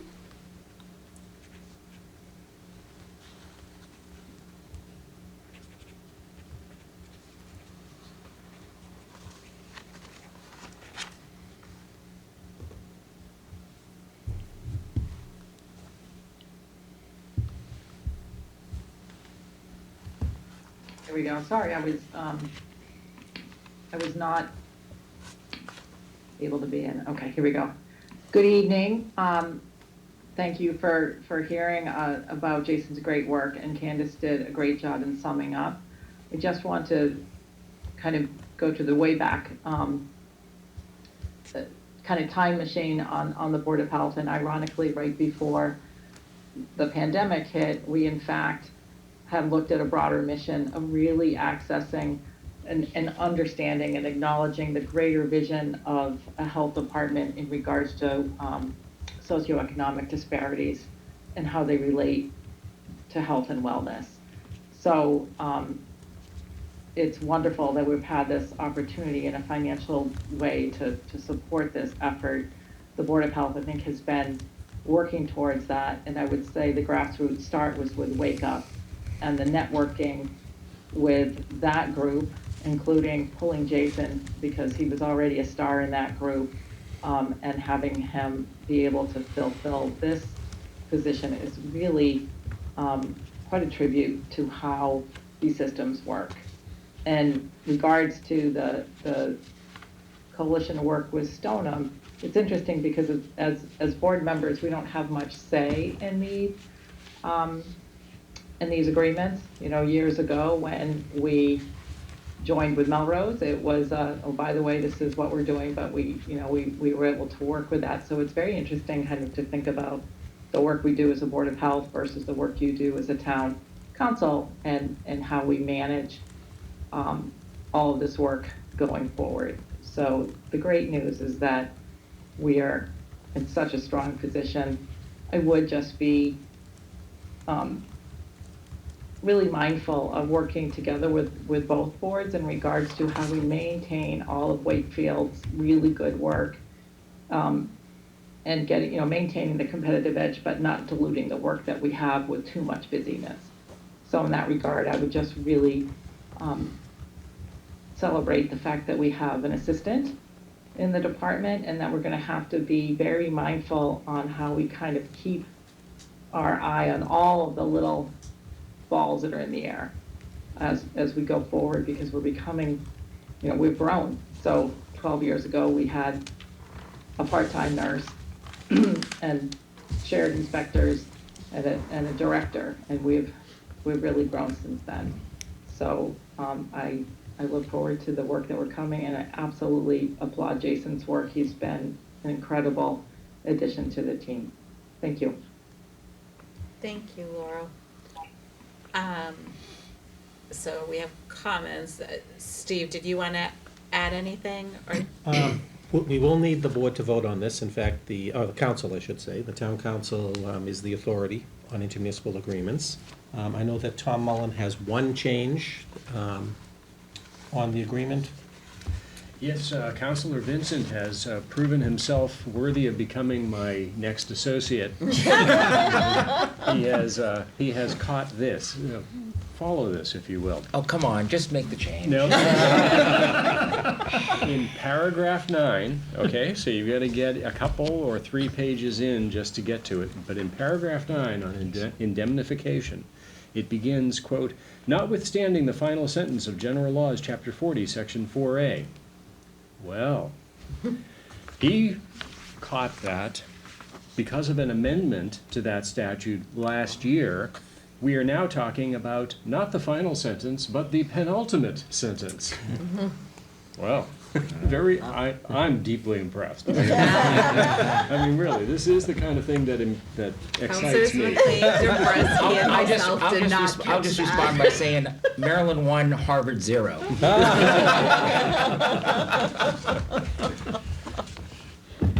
So we will take a vote. We will have that, but let's have some discussion before a motion. Yeah, so, sure. Councilor Chines. First of all, can I just say, I mean, the fact that you've managed, Councilor Vincent, to find an error in some of Town Council Mullen's work is pretty amazing. I think that might be the first time ever. Thank you for the presentation and for the thought that's gone into the shared services arrangement with Stoneham. One of the concerns I think we always have, and I think, Laurel kind of spoke to it, is, when you do share services, you want to make sure that as a community, we're not selling sort of our needs short in the process. And so to that end, I was wondering if you could talk a little bit about, the distinction between the specific roles in the department, including, yours, Anthony, that would be shared, versus the ones that will remain sort of dedicated to Wakefield, sort of how you made that decision, and for those roles that are shared, where maybe there's a portion that's, at least allocated to Stoneham from a financial standpoint, how are we assuring that we still have the capacity within Wakefield to make sure that we're meeting the needs of our community and our residents? Yeah, I think it's a great question, and when we first went about this idea, we wanted to make sure that we were able to share resources in a way that didn't dilute from what we're doing right now. So currently, the idea is for myself, Erin Hull, who is the senior environmental health specialist, and Melissa Lowry, our public health nurse, to be split between the three communities as a shared service. And so Erin actually came from Stoneham prior. She was the health agent there before. And not that we know the full status right now of Stoneham, but they've been working with us very well. There's going to be an assessment period in the beginning to really understand the needs of Stoneham, kind of where they're at. I think in comparison to where we are, Melrose and Wakefield, we are truly, formed Health and Human Services Department, where we have social services coordinators, we have other services outside of your standard kind of basic health inspections and public health nursing. I think we've expanded past that, and so currently in the status, Stoneham is still in that step. So.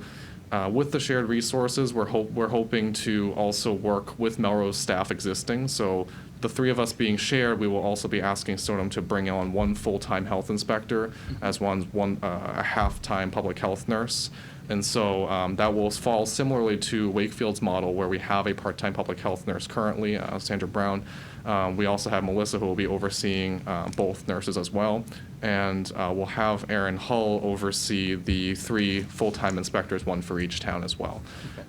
That model so far between Melrose and Wakefield has worked very well because our inspectors are well-versed in the food code and housing code.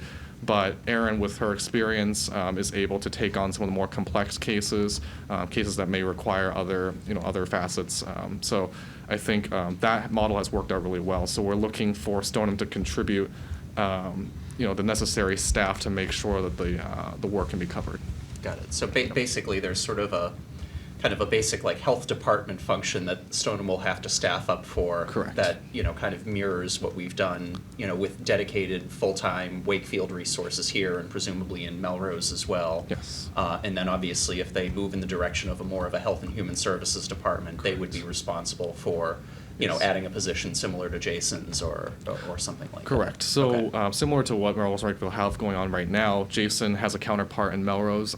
We have a social service coordinator full-time for Melrose, and we've been able to demonstrate over the last 6 months a clear need for a full-time position at that spot. So similarly, if Stoneham were to expand into that territory, we'd be looking for Stoneham to fill that spot. Got it. Okay. That makes sense. So as I think about it then, for your role, for Erin's, for Melissa's, effectively, it's sort of that senior management level of the shared department that's being split, presumably because, a lot of the director level decisions, for example, you'd make in Stoneham are pretty similar to what you're doing today in Melrose and Wakefield, that resource is, Correct. I guess, in terms of you, more easily expandable to the 3 communities is the thinking? I think that would be a good example. I think the importance here, as we want to stress, is that each town would maintain autonomy when it comes to boards of health. Yep.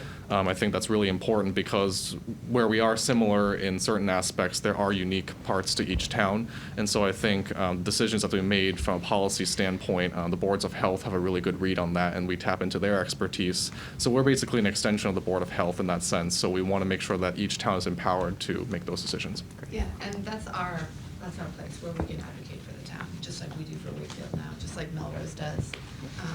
Stoneham will have their own individual board that can advocate directly to them. Well, thank you. This is really helpful, and I'm supportive of this move. I mean, I think we, learned through kind of painful experience over the last couple of years that public health issues don't kind of fit neatly in town borders, and so. I think we've got a good plan to kind of make sure that Wakefield's needs are still met. Obviously, we've got great leadership Anthony, with you and your team and with the Board of Health. And so I'm glad to see this move forward, and look forward to working with Stoneham too. Thank you.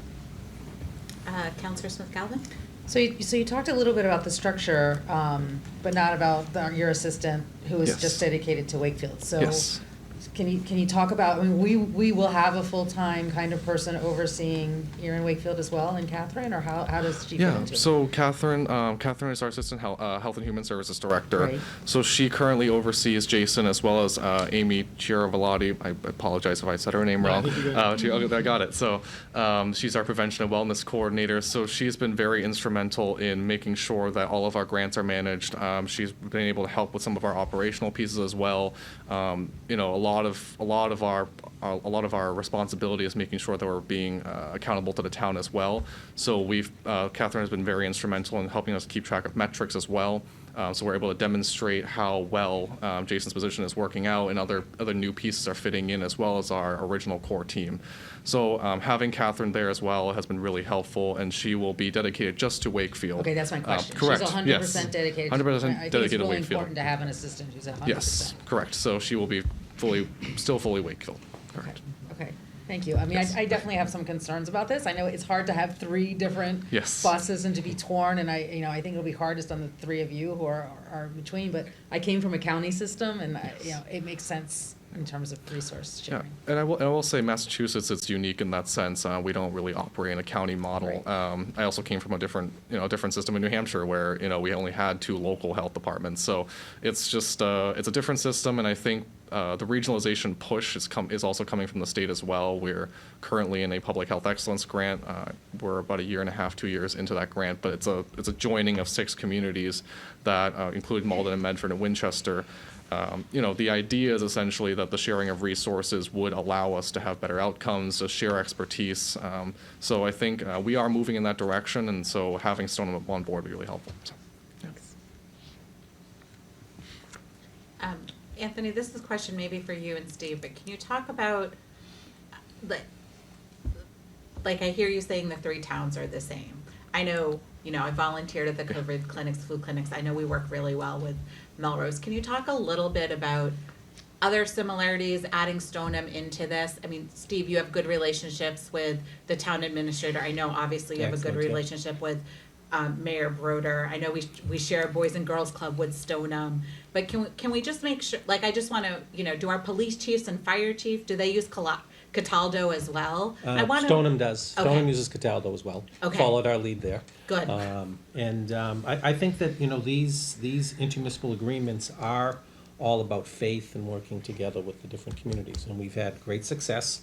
We continue to monitor it. I mean, I meet with my compadres, at least all of them in the area, at least once a month. But with people that we do business like this with, it could be, sometimes it's every day, talk about things. Sometimes it's once a week. We do have an excellent health director. And we have a lot of experience in this, so that's really what it is working together. They're building a new school, we're building a new school. I mean, in some instances, Stoneham's a little bit easier to work with because they have a select board, we have a town council, so the form of government is the same. Stoneham came to us initially because they realized that they needed help. And so I think we're gonna find a very good relationship here. But you know what, if it doesn't, there's a 60-day out clause. So, that's in all of our agreements, although I think one of them is 30 days. I think that might be too soon, but 60 is probably better. And we've been through that too. We've had a community leave in the past, for whatever reason. So, it's constant management, constant looking at it and having the right people in place, like Anthony. So, it does work. The other thing is that you can never say, Anthony needs to be in Wakefield 15 hours a week, Melrose 15 hours a week, Stoneham 15 hours a week. That's not how it works. It works through in every community all the time as they're needed. And that's, when we talk about that, that's how we put these things together. So, we have an assessor that does 3 communities, little different, right? Because you don't have the public and the restaurants and things like that the Board of Health has. But, we manage that, and that manages well too. So I Yeah. think, that's really what it is. It's managing on our level. and- I think it's the collaboration and it's the willingness to learn from each other, Right. right? So just like Anthony said earlier that, and I'd gone to a meeting last month where Melrose talked about their homelessness task force, and I made a note to talk to you about it, Steve, so I'm glad that, we're joining them in that, and just like, maybe we convinced Stoneham to hire a full-time social worker because it's working here. So I think when it's that open conversation back and forth, I just want to make sure that we're starting with a partner who's willing to have that conversation, right? And not looking at it as like, oh, we're getting a bargain, but also we want to do better public service. And I'm quite confident that the board has that priority as well. I just had Councillor Dennehy. can I just want to add one more thing? So just getting down to the nuts and bolts of it, I'm glad you brought it up because I think, down to our restaurants, we have similar number of permits. We have similar programs we want to institute, basically making sure we're imposing a risk-based inspection schedule, making sure our inspectors all train the same way, because I know, obviously everybody goes and eats in different towns nearby, and, so we want to make sure everybody's standardized and doing the same thing, so. I think another thing, we do have similar infrastructure. Yes. Particularly, public water, public sewer, most of our community members are on that in these three communities. A little different in Linfield. Like Linfield, there's a different dynamic to health, where you're doing, 100 septic approvals a year. I mean, we might do one. So that's a big part of your day as a health inspector in Linfield, or it should be. So I think that all of those things kind of make this a pretty good package. Great. Councillor Dennehy? Yeah, I was just gonna say that, I think that the consistency, I like the intermunicipal agreements. I always think it's a good, use of our resources, and it's much more efficient. A little bit concerned sometimes when you think about, making sure that we're gonna get our attention and spreading out too thin. But the consistency piece was what I was thinking, is that the standardization, I think, is important, and it just goes back to, the mask policy, that here you needed a mask, here you didn't need a mask, and it was like, what's really the difference? And it was, I think that confusion leads to issues with compliance too. So I think that the consistency will help. And sharing best practices. Yes, absolutely. So, and we do have a 60-day clause, so there's really no risk of, in trying this, so. I gotta say, in all the agreements that we've had, and we've had them, from veteran services to assessor to health, I've never felt neglected. Or I never felt that Wakefield's been neglected in any of them. I think our partnership with Melrose is proof that it's worked really well, that it's been a benefit. Absolutely. The vaccine clinics that Wakefield and Melrose did together was successful, and. They were our biggest ones. Stoneham was in that collaboration too. Yeah. In the ones at the beginning American Mutual. of COVID, American yeah. Mutual. So I'm showing my age, yeah. Stoneham was in that mix too. Yeah. So, as was Winchester. Good. So it was interesting. Yeah. Councillor Chines?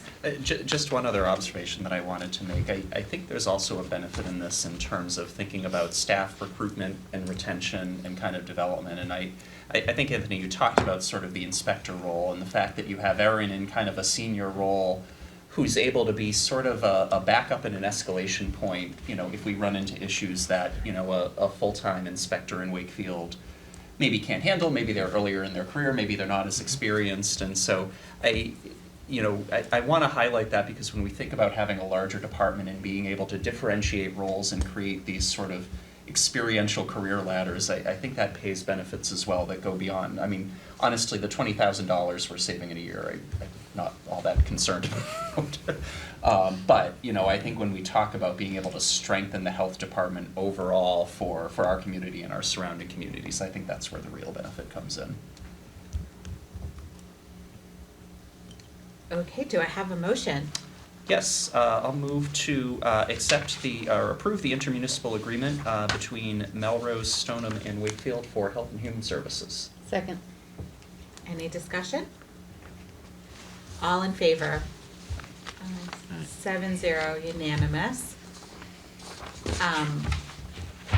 Will that be emailed to us to sign, Sherry, with the edit? The correction. The correction? Yes, Yes, great. definitely. Okay, great. Thank you all so Thank much you. for your Thank you. time. Thank you very much. Thank you. Thank you, guys. Okay, item 8, tax policy presentation. So Madam Chair, I'm going to just maybe share some context, and then Steve's going to kind of give the nuts and bolts presentation. But I just wanted to maybe sort of set the stage for this discussion because it has been something that's been kind of percolating about in the background for a little while. So we had started talking about this, as folks on the council may remember, when we had our annual council retreat this summer, talking about goals and priorities.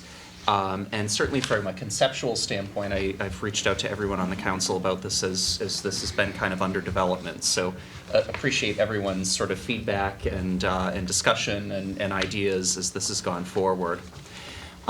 This came about because, as you know, as I had looked at sort of our financial policies, which otherwise are incredibly complete, incredibly helpful, and really just well put together.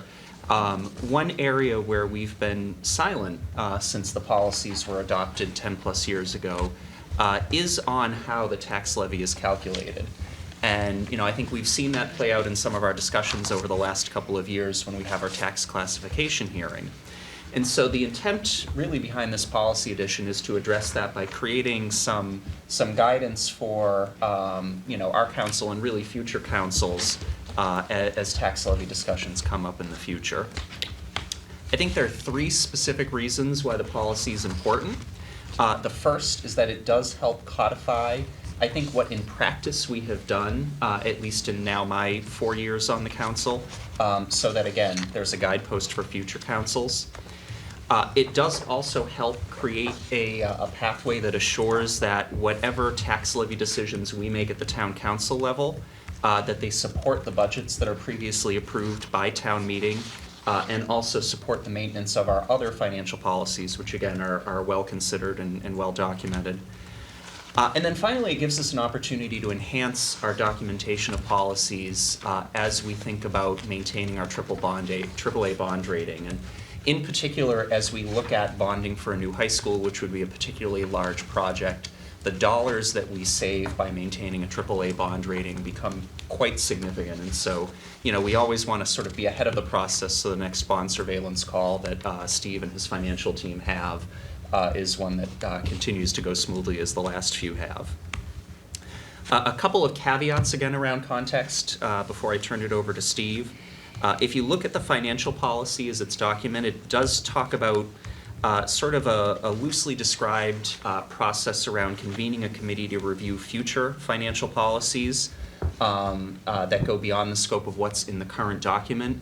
We haven't really followed that process here, primarily because tax levy is set solely by town council, and so, you know, given that it really is something that is at our discretion, it didn't seem to make sense to bring in, you know, a full committee to look at this. With that being said, in addition to my colleagues on the council who I had reached out to individually, I had a long conversation with the Finance Committee Chair, Jim Sullivan, who had some good feedback that's incorporated in this. Steve, the town finance staff, and everyone has really helped pull this together. So I think what you see here does represent a group effort. I do want to also really call out Bob for being part of that effort. We spent a fair amount of time over the last couple of weeks on a number of issues, and as always, Councilor Vincent's thorough approach and great questions, I think, helped make for a better policy. So thank you to Bob for that. Secondly, the other caveat that I want to say is that, you know, what we're proposing with this policy is just in addition to the existing policies. So this does not contemplate any other changes to the existing financial policies. Obviously, that's something that as a council we could take up at another place. We may want to do that. If we do that, we may want to take into account a committee process to address that. But again, for the purpose of this discussion, we're really just focused on this new additional policy and not other changes to the overall document. So with that as context, Steve, I'll let you take it away. Thank you. Thank you, Councilor Chines, and for all your hard work on this. So what we thought we'd do is maybe look at what this policy would mean if we were applying it to this fiscal year, which are the numbers that we know today.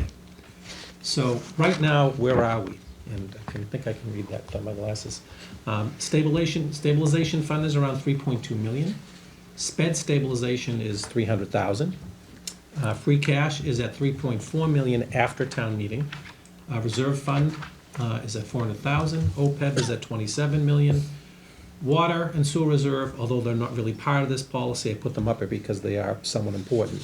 So when we started the fiscal year, everyone might remember that free cash was at 6.7 million, okay? That was what the DOR reported it at. So at the close of fiscal year 22, if you add another 3.3 million to that, our total would be about 10.6 million, not including OPEB and not including the water and sewer reserves, obviously. Right now, after town meeting, we're at about 7.3 million. So we have existing policies that free cash should be 2 to 8% of operating revenue, less Chapter 70. Stabilization should be 3% of operating revenue, less Chapter 70. And what that means is that we're really looking at our other tax, our other revenue, somewhat that we control, not Chapter 70, which comes to the state, and reserve funds at 0.5%. So if we use those numbers, and with Chapter 70 being at around $8 million, we're looking at $103 million that comes into the town. Most of it, as we know, is via the tax levy. We have, some other money that comes in through fees and what have you, and also some other government from the state. So free cash at a minimum would need to be a minimum of around 2 million. We had 6.7, so it was at 6.5%, now 3.4, so that's at 3.3% within the policy, okay, 2 to 8%. Stabilization at 3 million, we have 3.2, we have 3.2 in there, at 3%, I should say, of operating revenue. We have 3.2 in there. That's around 3.1%. We're looking to increase that over the years, but I count now sped stabilization with that, so that's within the category we need it to be. And reserve fund is at, excuse me, I would add the sped reserve to the reserve fund, so we are now at least 0.5%. Our reserve fund at 400,000 has worked very well after the few years. We may want to think going forward of increasing that a little bit, to get to that 0.5% of operating revenue if we didn't have the sped reserve fund in there. So as we know from the tri-board meeting, we are looking at free cash of, I think I used the word wobbly. I didn't have a song quote, and I'm sorry, I didn't know that you guys would miss it that much. But I personally am a little bit more bullish on these numbers than some other members are. I think we're going to return more from the departments, and I think our other fees are going to be up. So that's just kind of a context of where we are. So new policy drivers, which Councilor Chines did mention. Start at 2.5%. Combined reserves have to be at least 10%, and they were at the beginning of the year. Tax finance capital at least 4%. And when you put in our 2.1 million of capital that we normally spend at a town meeting, and 2.3 of tax levy debt service, excluding any debt exclusions or override, we are certainly at about 4.2%, so we're good there. Pension and OPEB are funded according to schedule. We fund our pension at around $6 million a year. Currently, we are at 70 to 75% fully funded there, depends on the market. And we are on a schedule to have that fully paid in 2036. So that's very stable, very on subject. OPEB, we're at 27 million, as I mentioned, and that is 36% funded, which is really very good because we just started it, a few years ago now, where pension has been forever, and that is scheduled to be completely funded at 2038. So I think whoever takes over, if any of us are here in 2036, 2038, there's going to be a lot of extra money that doesn't need to be put into these obligations later on. That's what, 20 years from now? No, maybe, what, 15? 15. Well, good luck.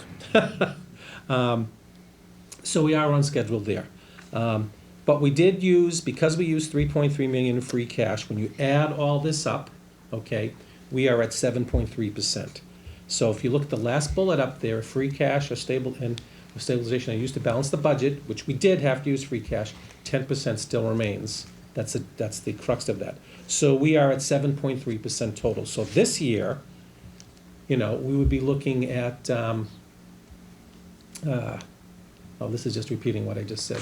So at 7.3%, so we couldn't hit that last bucket in there. So we would, in this case, more than likely, probably vote to go the full 2.5 levy. So I talked a little bit about, and I presented this last year too, when we did our budget, and I will do it this year, because that's the other real time to talk about whether you're gonna go 2.5 or not. Each 0.5% on the tax levy is approximately $400,000 on our current tax levy. So for each 0.5% that you do not go up by 2.5%, you remove $400,000 from the tax levy, and basically that adds about $40 to the average single family home. Excuse me, deducts $40 from the average single home tax bill. If you were to go if you go to 0%, which the policy does contemplate, 5 times 40 would be $200 to the average taxpayer. So very basic on where we'd be this year. So if this policy were in effect, well, first of all, I'd say we'd have to use $3.3 million to balance the budget. So that would have been done. And that was kind of by design, as we talked about.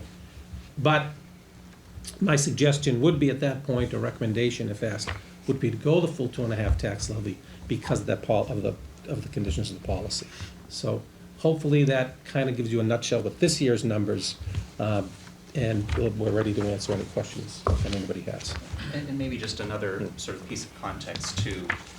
So, one of the first things that I said, one of the first points was, in some ways this kind of codifies some of the decisions that we've made. And if you look back in years where we've actually gone less than the 2.5% levy relative to this year, it's because either we were pulling less out of free cash than we did this year. 3.3 million is not an insignificant number. There are good reasons why we're pulling that money out of free cash, and I think wise investments that we've made. But that is a higher number than we've seen in other years. And B, that the delta between our revenue collections and our expected spending was smaller. And so I think in this case this year, again, because, if you looked at it purely from a current dollars in the door versus projected spend in the budget, because we have that $3.3 million gap that we pulled out of free cash, that's the reason why we, under this policy, would end up basically making the decision that we made at our last meeting in the tax classification hearing. In other years where we were in a different position with our reserves, we'd end up in a different result. Thank you for that explanation and walkthrough, Stephen. Jonathan? So any discussion? Councilor McLean? Steve, when we're looking at this year, which came in at 7.3% as opposed to the 10%, this was a very good year, was it not? We had $1 million returned from the budgets. We had $1 million excess over previous years in state aid. We had massive, I'd say massive new growth. I remember. Yeah, that new growth was very disappointing. Yeah, this is the year where we had the big new growth, isn't it? Or was that the previous year? That was the previous year? Years, yeah. Okay. But I'm looking at this and I'm thinking that, I understand what Councilor Chines is saying about not affecting the other proposals, but I really don't see how we can necessarily separate the two. In the other proposals, there was a floor of, I think, 5.5% if you look at the 2 to 8 and the 0.5 and the 3. Okay. So there was a floor of 5.5. They apparently came out, although this is undated, around 2013. There are multiple policies, very detailed. And in those policies, there's some things that I learned that I don't know. I mean, there's a monthly town accountant's report. I'm not sure if I've seen one of those, but without getting into the detail of these many revenue policies and capital policies and budget policies, I do not see a scenario where we would not be taxing to the max. I just don't see it. I mean, I look at the free cash numbers I've seen in prior years. I wonder if we were even, when there was apparently a fiscal crisis in 13 when these policies were created, and I wasn't on the council then. There are a number of references here to, we don't have these numbers yet, but they're goals that we would like to seek, the 5 to 15%, Right. not 10%. So we are definitely making a change that I think is structural, and in my opinion, it takes away the flexibility of the town council to consider that possibility that we have had in other years, where we have had potentially a situation where we found ourselves in a favorable position enough that we did not have to tax to the maximum. And that's why I have difficulty with this. There were probably 3 or 4 years we did not, went to like 2 1/8, 2. And those weren't bad years, but they No. weren't any better probably than No, I think last that year. they were a little better. Yeah. In the case of reserves, I mean, I like to use the 10% reserve threshold, even though the policy does give you a span. I think that 10% is, I'm very comfortable with that. I think the FinCom's very comfortable with that. Have we had 10% in virtually Oh. every year except for this year? No, we've had years of 10%, then, a few, then it would drop back down to like, 7 plus, 6.5 plus. I can give you the history. We have had years, right? Yeah. And we've used that strategically and added it, particularly in the school department budget, and, there have been those additions. It seems to me too, when I look at the prognostications for the next 4 years, that it's also very likely that this policy change would result in our taxing to the full 2.5 plus new growth. Would you disagree with that? I realize this is all Right. theoretical. Right. The prognostications are theoretical. Um, Our revenue base is based on conservative estimates in the first place. And sometimes, like you say, we do get $1 million back at the end of the year, or we get more state aid than we thought we were gonna get. You could see a scenario where, for instance, things that we don't know about right now. We don't know what's gonna happen with the Student Opportunities Act, right? We don't know if we're gonna get much more in Chapter 70, okay? We don't know, question 1 passing, what does that mean in fiscal year '25? Because that's when it'll come to fruition for us. New growth, we expect that coming in. So I do see scenarios, if we're careful on our budgeting, and I think that we have been, for the most part, I can see that you could get to a scenario where that would happen. It's possible. Yeah. Could I add some context to that? Just 2 points to make on that. I think, one of the differences, I think this year, and one of the things that we saw when we did our tri-board meeting is our new growth was actually a bit lower than we had forecast because of timing. Right. And so that's a variable that I think comes into play in this policy in a really interesting year where, we could end up in a situation where for 2024, we sort of catch up with some of those new growth numbers, in which case I could actually see us being in a place where revenue's outstripping expense, which would trigger this idea that you would go below the 2.5.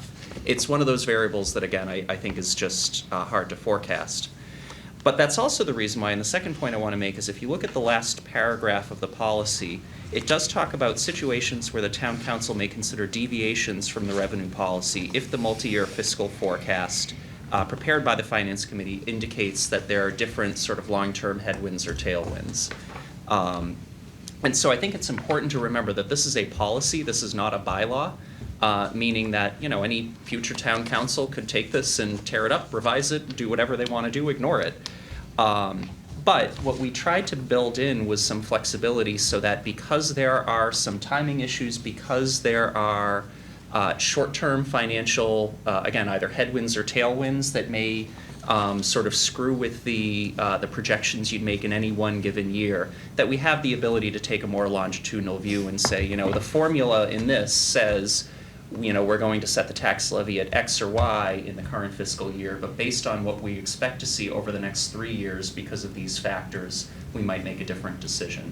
There's flexibility here to do that, and I don't think that would take away from what I expect would be a robust council discussion in any given year. The only other follow-up I would have is, with all due respect, I don't know that the future financial policy section is surplusage here. It's very detailed in terms of if we make changes, and I think we're making a change to the policy that, a broad-based committee is suggested. And I don't see that as just being surplus language. Counselor Dombrowski? Thank you for the work that you put into this, Counselor Chines. In looking at it, I think the biggest concern that I have is this notion that our starting point, as per this, is the council shall approve an annual tax levy increase of 2.5% unless the following conditions are met. I'm not convinced that there are realistic scenarios whereby those conditions, all those requirements to go off of 2.5% will be met.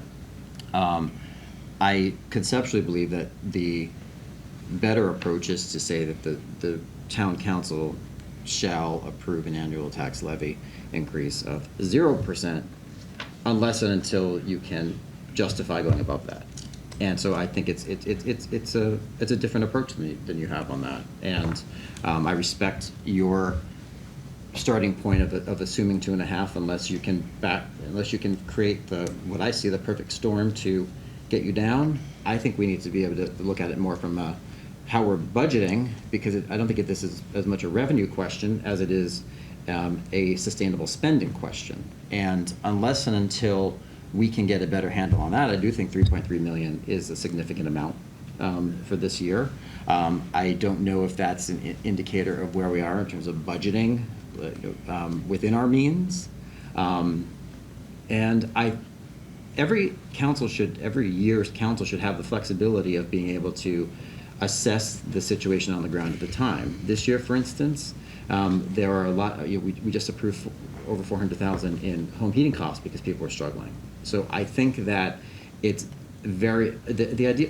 I very much like the idea of having the policies that Steve had adopted, with other folks back in 2013. I think those make sense.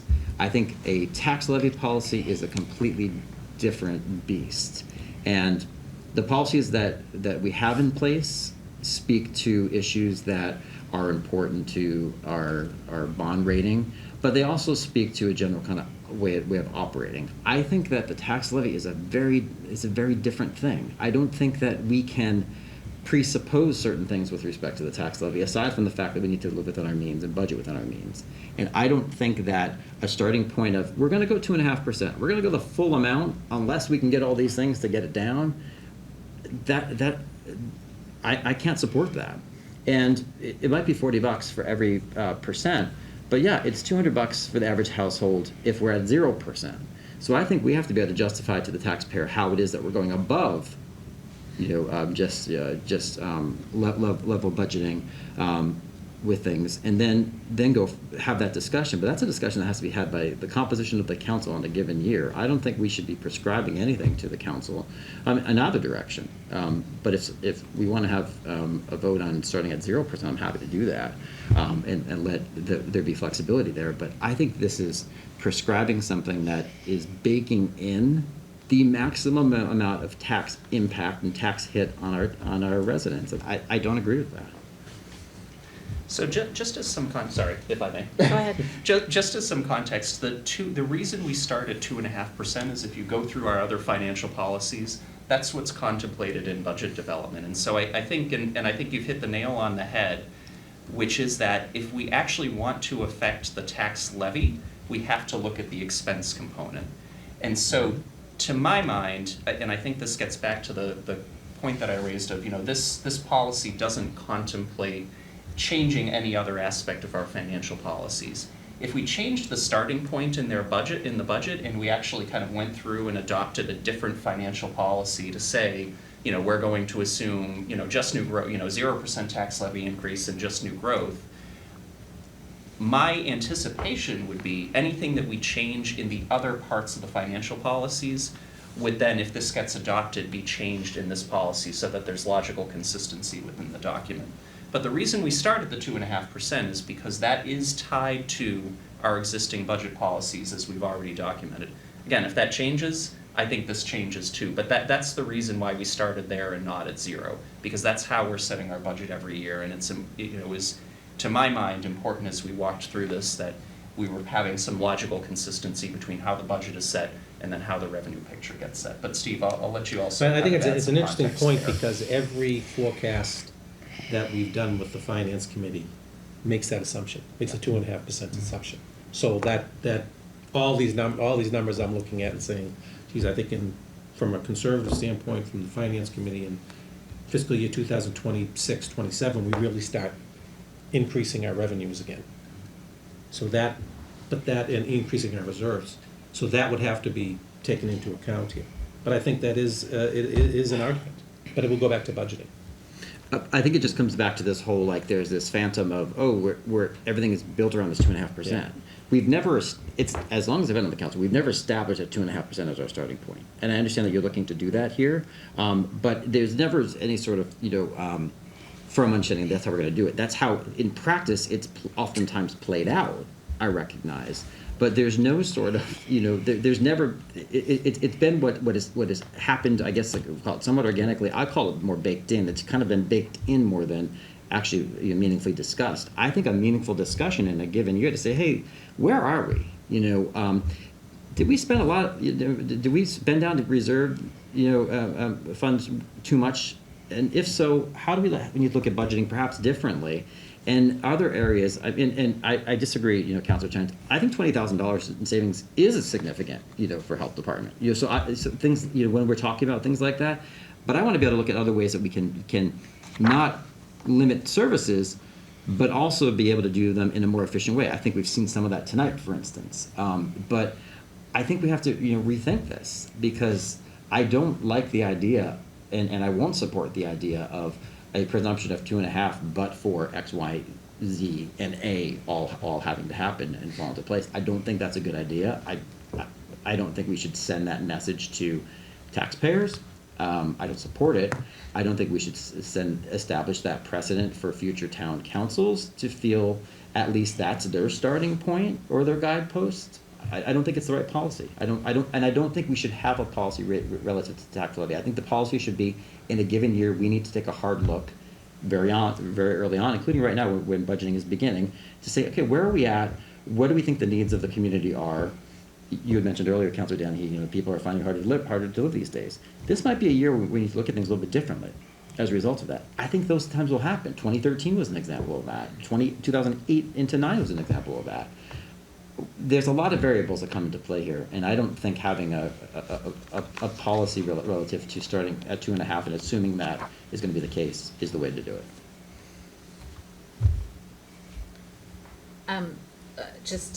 Does anyone else want to say anything before we go back to Councilor McLean? Councilor Danhe? Go ahead. I hear what you're saying, but I do think that this helps us longitudinally look at long-term planning for our community, and so that we can be in a better position of making decisions that are really kind of objective measures of where do we have to be at.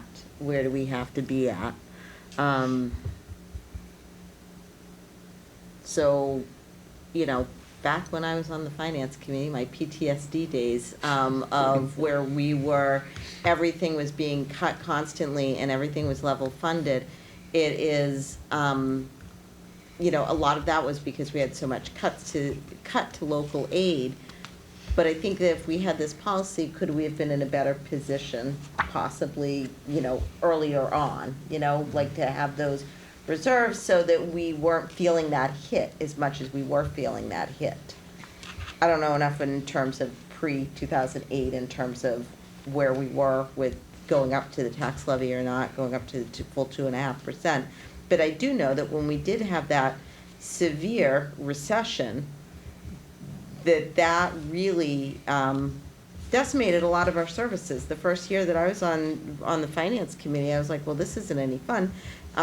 Because every department came in and said, this is the budget we came in because we were asked to be level funded, but can't guarantee you that we're going to be able to provide you with adequate police protection. I mean, things like that. And we just saw every year for a number of years, cuts and cuts. So I'm just wondering if this will help to avoid that. I don't like to pay more taxes. I don't want to pay more taxes, but it's also an insurance for the future, I think, for the town and for the services that we all are working really hard to make sure that they're all delivered as effectively and as efficiently as possible. So. In those days, and as you remember, we had basically no reserves. No reserves, no. Maybe 2 million, no OPEB. No. Pension was okay, but you had to be by statute, so. Yeah. It was a different time. Counselor Not good. Vincent? Thanks, Madam Chair. I will candidly admit this is the hardest issue I've had to grapple with in my 7 months on town council. I made this very difficult for Steve and Councilor Chines. I was concerned about potentially amending a document that was undated and unsigned, and Steve in his office had to pull out a big binder and go through it to discern that it was approved in 2013. I pressed Councilor Chines very hard on why we weren't following the recommendation on page 12, at the end of the current document, the current policy, the recommendation to have the committee, the one that Councilor McLean talked about a few minutes ago.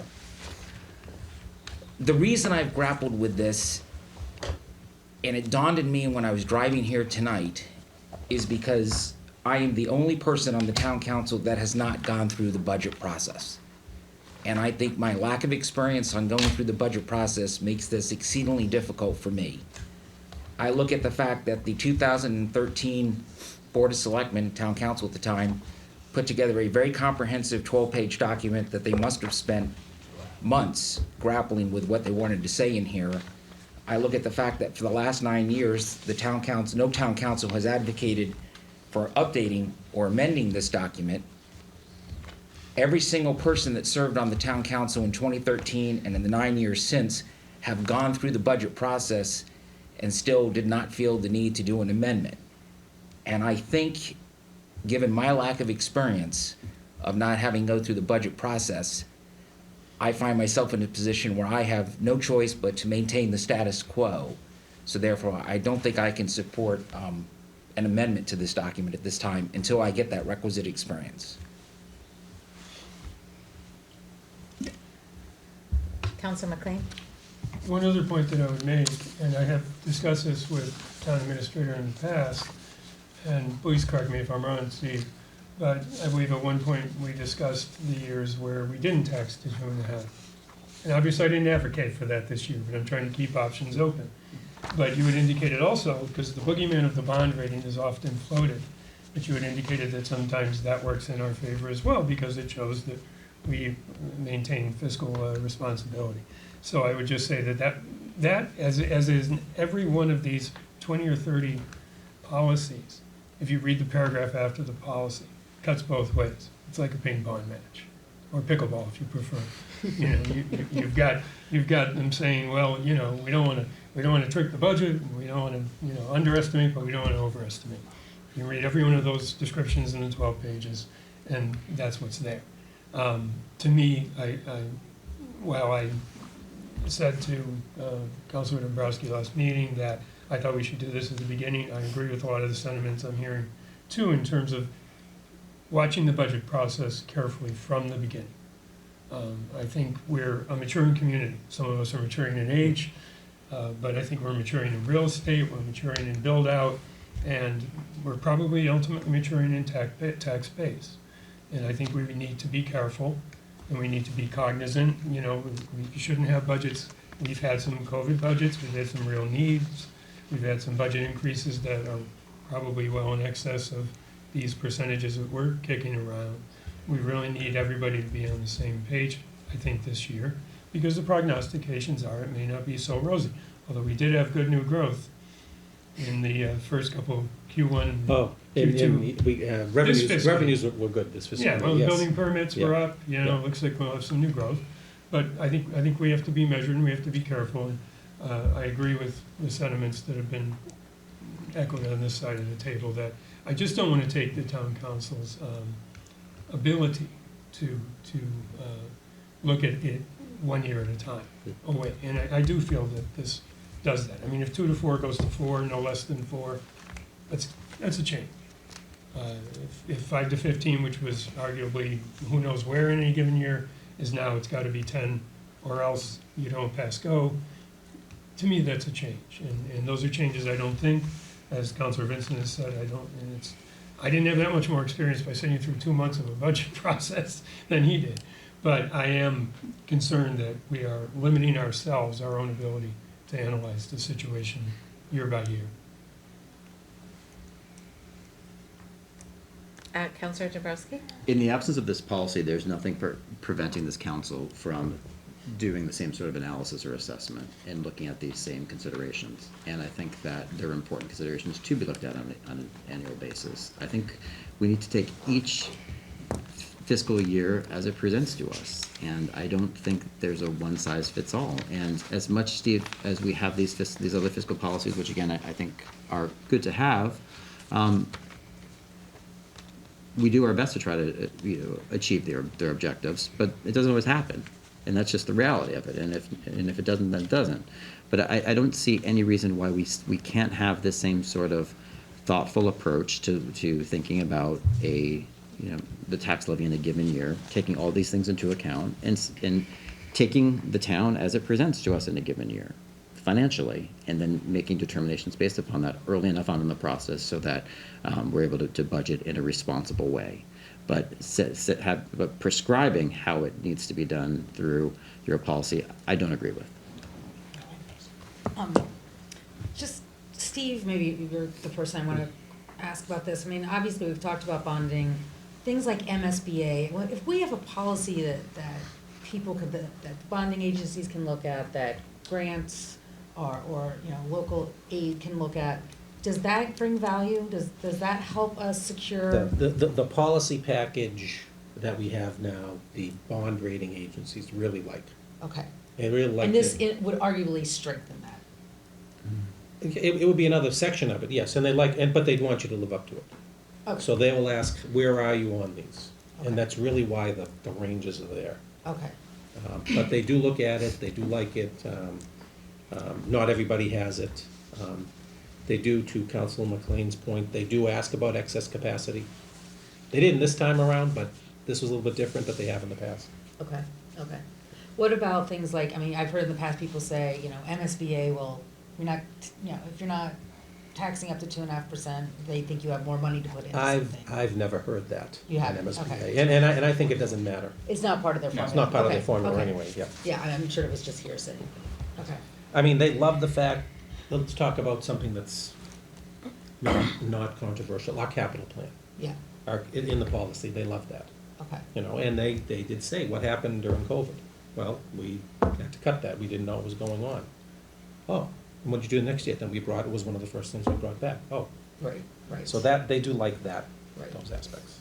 I mean, it's hard, and I always struggle with the tax rate because the timing is always so strange, and you, to Bob's point, you kind of do have to go through it a couple of times to understand, the tax classification comes up at a certain time, and the budget starts at a different time, and so it's hard to kind of know exactly where you stand. So something like this would be a guidance, I suppose, that would maybe take away some of that uncertainty around timing, but there's a lot of things to think about here. Counselor Chines? Yeah, no, just a couple of thoughts, and appreciate the dialogue. I think, this is why I reached out to everyone, really going back to July, to try to build the feedback that we've gotten. And again, appreciate everyone that provided that feedback, that has been incorporated into the policy. I think there are a couple of observations that I'd want to make, and one, and I appreciate Councilor Vincent's comment about sort of looking at this for the first time as a new member of the council.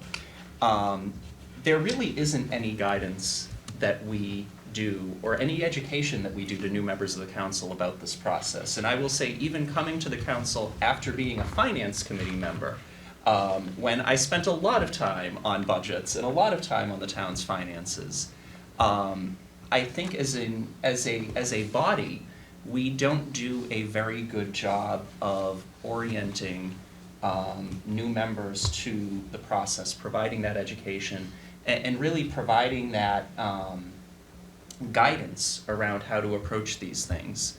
And so I would almost sort of take, Councilor Vincent, your comment and kind of turn it on its head, which is, if you feel that you haven't gotten that sort of guidance and that education, to me, that actually informs why it's important to have a policy. And again, a policy is not a dispositive document. It's not one that is intended to say, thou shalt under no circumstances do X, Y, and Z. It is guidance, and I think as we review this and as we vote on it at a future meeting, the intent is not to vote on it today. If there are ways in which we can kind of couch that as guidance, I think we should talk about ways to do that. The second observation I want to make is I think a lot of the discussion and I think a lot of the valid concern that I've heard, Councilor McLean from you, Councilor Dabrowski as well, really is not actually focused on sort of the revenue side of the equation as much as it is the budget side of the equation. And I think we've struggled with this before, and we struggle with, because the timing is awkward, right? We don't actually decide our revenue for the year by doing the tax classification hearing until after the budget is approved. I mean, months and months later. It's about a 5 or 6 month gap.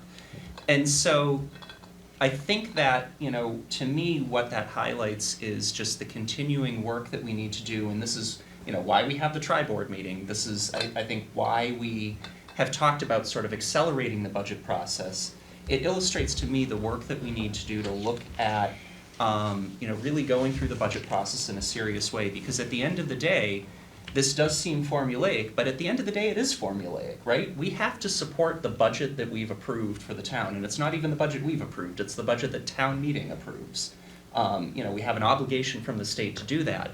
And so I think to the extent that we feel that there's an opportunity that's missing as part of the budget process to, look at costs and look at the expenses that ultimately translate to the tax levy discussion, I think to me that just underscores the importance of, maybe trying to accelerate part of the budget process or think about sort of setting parameters around budget goals earlier in the year, through that tri-board meeting or very shortly thereafter, so that we're kind of setting expectations around the budget that will come back, that we'll start to review in January. So I don't know if that's maybe another follow-up from this discussion or maybe sort of a process discussion, Mr. Mayo, that we can kind of think through in terms of thinking about how we involve the council in that discussion earlier. But to me, that is the root cause of a lot of the discussion that we're having, right? By the time we do the tax classification hearing, the cake is baked in terms of what we're going to spend for the year. We don't change that by changing the way that we set the tax levy. We've got to think about how we bake the cake differently, and I think that's really, one of the takeaways from the discussion today. Yeah, and some of the very frustrating formulas or schedules of going through the budget is that there are years that we will set our budget because we have an obligation of town meeting at a certain time, although we could make it later, is that all that we know going into that is last year's tax levy. We may not know state aid, that's happened to us before. We don't know new growth until it's certified in, August, September. So it's not the best, the schedule really is the best. I mean, again, I've gone through this now so many years between FinCom and Town Council, it's a hard process. And I think the tri-board, which is fairly new, does a great job of kind of setting the table for that, where we think's gonna happen.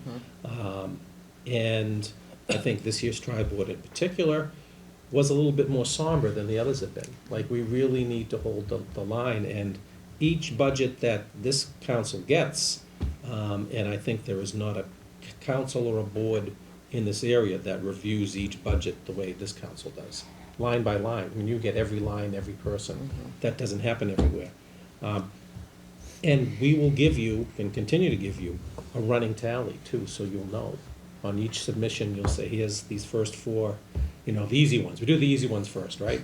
They come in at whatever, But it is interesting. And even when we think we know, the state can change us. I mean, we had a year where they cut $1 million, in October from what we thought we were going to get. So it is, and we're planning to give a presentation at our next meeting before Christmas to kind of talk about, kind of pull some of what the tri-board talked about, pull some of that together with budgets, and the feedback is really great tonight for me to kind of mix that up a little bit, given the different sentiments out there. So thank you. Yeah, thank you, Jonathan, for all your work on this. Yeah. Thank you, Steve. Thank you, Steve. I think it was Really most of the I work. think it's a really great discussion. There's a reason that I avoided taking tax law in law school, so I'm reminded of that today, that I did not take that. But I think this was a really good discussion, and I do want to highlight that over the last couple of years, I said this to you a lot, Councilor Vincent, there is no we don't get a book about how to do this job. And so a lot of it comes from memory from doing it year after year. But I do think with the budget process, we have put systems in place like the tri-board meeting and having these conversations and Steve presenting budgets that are line by line and answering any questions that we have. Like, we are making a stronger process, and it's not perfect yet. And so we will get there figuring it out. But really good discussion today. Thank you, everyone. Can I just add that there is a book for incoming chairs, and it's actually how to pronounce dictular. I already got an email about it, So and so you're aware I'm of that, all yeah. set for item 10. You're Yeah. skipping ahead, but yes, yeah. There is no handbook, unfortunately. So could I just ask, as we close this out, maybe to ask folks to follow up with, I'll volunteer Steve, but Yeah, follow up with absolutely. Steve with any comments, feedback, wordsmithing, anything else that, isn't captured for this discussion. I mean, the goal is to continue to refine this and get this in a position where we can bring it back for future Right. discussions. Exactly. So would ask people to please kind of do some homework on this. Thank you. Item 9, 460 Main Street update. Back to you, Steve. Yes, the council, actually, when they had, I guess the owners of the property were in here on October 12th. And here they are, 6 weeks later. I think that the council actually moved the ball a little bit on the firm, on the owners there. So the owners have hired a local zoning land use attorney, Attorney McGrail. A team has been put together, and they're undertaking a lot of work on the property and plan to file with the Zoning Board of Appeals for a mixed-use development, which will include residential units in combination with retail service, which is really what we all thought was gonna happen through the ULI report and everything else that we did with the zoning board by February of 2023. They plan to have application in front of there. One thing that they did mention, and I did not remember if the council had brought this up or not, but it is not practical and it is not safe to have anything in that building until this occurs. I mean, it'd be great to have some things in the windows and something, but it is, marked with red X for a reason. It's just not safe right now. So Attorney McGrail did highlight that, but we will keep on him. But they did put a pretty good development team together, architect and engineer that is familiar to the town. And the owner handling this is the son, and he has a little bit more development experience in the area, so that should be helpful too. So I'm happy to answer any questions, but I think it's at least appears to be headed in some movement. Let's put it that way. Councillor Chines? Thank you. Well, first of all, I mean, it feels like a more specific update Yeah. than perhaps we got last time. Can I, just a couple of questions, and I don't know if you've gotten more kind of color commentary from the owner or the attorney, but when we talk about a mixed-use development, I mean, before they were talking about kind of, repurposing the second floor for residential and the first floor is retail. As we're talking about a mixed-use development, is the thinking now to raise the building and build something new, or do you? I think that that's still on the table, but that hasn't been determined yet. But it will be a multi-level building, parking underneath. So it will be not the existing necessarily the existing kind of envelope of the building, meaning they're talking about building I would up or hope they down. would go up, Yeah, okay. on it, but that hasn't been determined yet. I'll have to wait till I see the plans. Okay. They're reviewing that. And then my other request for Mr. Mayo and for the chair, maybe if we could also have them come back at some point around the time that they expect to Yeah. file a plan, just to That'd be get an update. Yep, Yeah. that was, Yeah. that'll already, if it's February, then I would hope they would come back and tell us Yeah. progress till February. And Councillor I'll McLean? keep you up to date if I hear anything. Yeah, and I'm gonna take chair prerogative for a second. I think, that this timeline is great. I think July really stands in our heads, because that's Yes. when most of us, we will not have another parade with that building looking like it did. Like that is just not acceptable to I'm speaking on behalf of all my colleagues, but that's not acceptable. And then I think, Steve, also the other thing, I understand nobody inside, but we do have a program of students painting windows this holiday season. If there's something they can do to beautify the outside, the glasses, put up something, talk to Brian, see if Yeah, that's I will. possible. I would like to keep them all away from that building. Okay. It's just not, I mean, I just think Okay. it's not worth it. Okay, Safety I to hear me is that. just. Counselor McLean and then Counselor Dabrowski. Steve, is this within the special permit district or outside of it? Oh, this is within, It's within? so it would be 18% affordable. Is there more likelihood that we're gonna have retail here since we already have some retail there? Yeah, their plan is to have a mixed-use building. That's what they're Well, telling mixed me. use could be a restaurant and then. Right, I mean, it could be either units way. above. I consider restaurant part of the mixed use. Right, but we want people to have a place to shop. Is there any Yeah. way we could impress upon people? I It'd be nice certainly- to have some retail space, They certainly especially can. since 472 is already, Right. you know, zoned as a store. We certainly can, yep, Mhm. put that in. Because the next block is pretty successful retail, Yeah, looking into the left. people have to live, people have to shop. Yep. Counselor Dabrowski? I would put in the request now as a gesture of goodwill, if they could think about what kind of screening they could do for that building, especially with the 4th of July. I think, you know, we're in November right now. There's ample time to figure something out. But I think realistically, having something there would go a long way, not just for the parade, but just for the community generally. Yeah, and you do see in some, and it's usually in the bigger cities, but this is what's coming, and it's like a Yeah. mesh that kind of shows. the That's, sort of- Yeah. I mean, the State House Yeah. literally had Right. a replica of the State House. Years, And I'm not saying we yeah. have to go that elaborate, but definitely something that, Yeah. you know, has a better feel to it. Yes, Absolutely. telling in November, so Yes. supply chain is not an Supply chain issues issue. won't get in the way, Yeah, yes. that we can get the materials. Good Yes. call, Counselor. Anyone else on this? Okay, thank you. Moving on, item 10, 2023 renewal licenses. Madam Chair, I move to approve the 2023 renewal licenses as presented in the packet. Second? Okay, any discussion? And all in favor? That's unanimous. I would just say the fortune teller already knew. Right, that's my. There it is. There it There's is, the I had joke. to make it, right? I have disappointed you guys tonight too much, so. Item 11, donations. Madam Chair, move to request and accept, accept and expend with thanks a gift in the amount of $540 to the Council on Aging from various donors. Second? Okay, any discussion? All in favor? Aye, that's 7-0. All right, and Madam Chair, move to accept and expend gift or gifts in the amount of $100 to the Youth Council from various donors with thanks. Second? Second. Great, any discussion? All in favor? 7-0.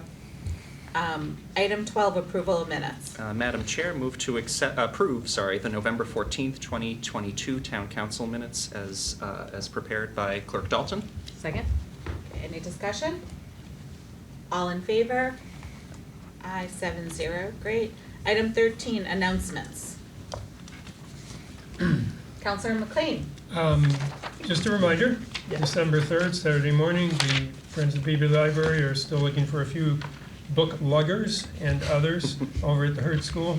I'm signed up on Sign Up Genius, so if you have some time, there seem like there are a couple more volunteer opportunities out there. Thank you. Counselor Dombrowski. The Super Bowl has come early this year, and it is this Saturday. So go Warriors against Milton. I know we're going to have a strong performance, so I hope everyone can make it to Gillette to check it out. Also, just a reminder that tomorrow is Giving Tuesday. We have so many incredible organizations within our own community. I know that the food pantry, for instance, has had a significant uptick in new guests making use of their services. The Boys and Girls Club is collecting toys right now for their annual toy drive. The WEF, the Wakefield Educational Foundation is seeking donations.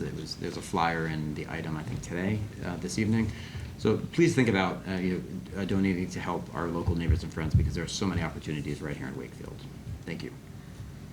Thank you. Counselor Chines. Thank you. A couple of things.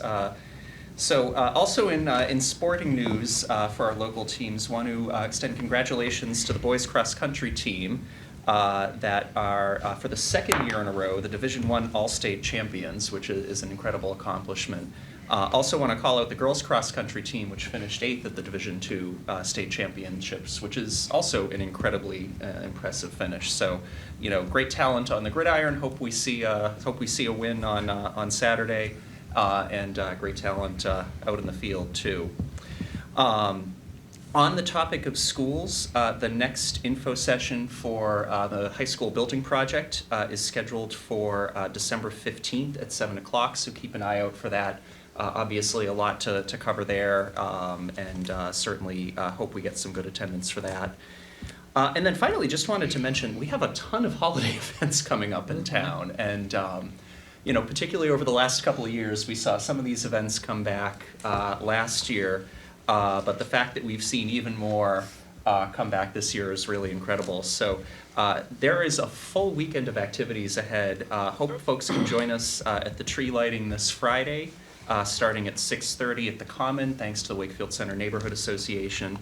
And also the Wakefield Community Partnerships Holiday Shop and Stroll, sorry, that's hard to say, this Saturday from 2 to 6. Great reasons to come downtown and enjoy all that the holidays offer here in Wakefield.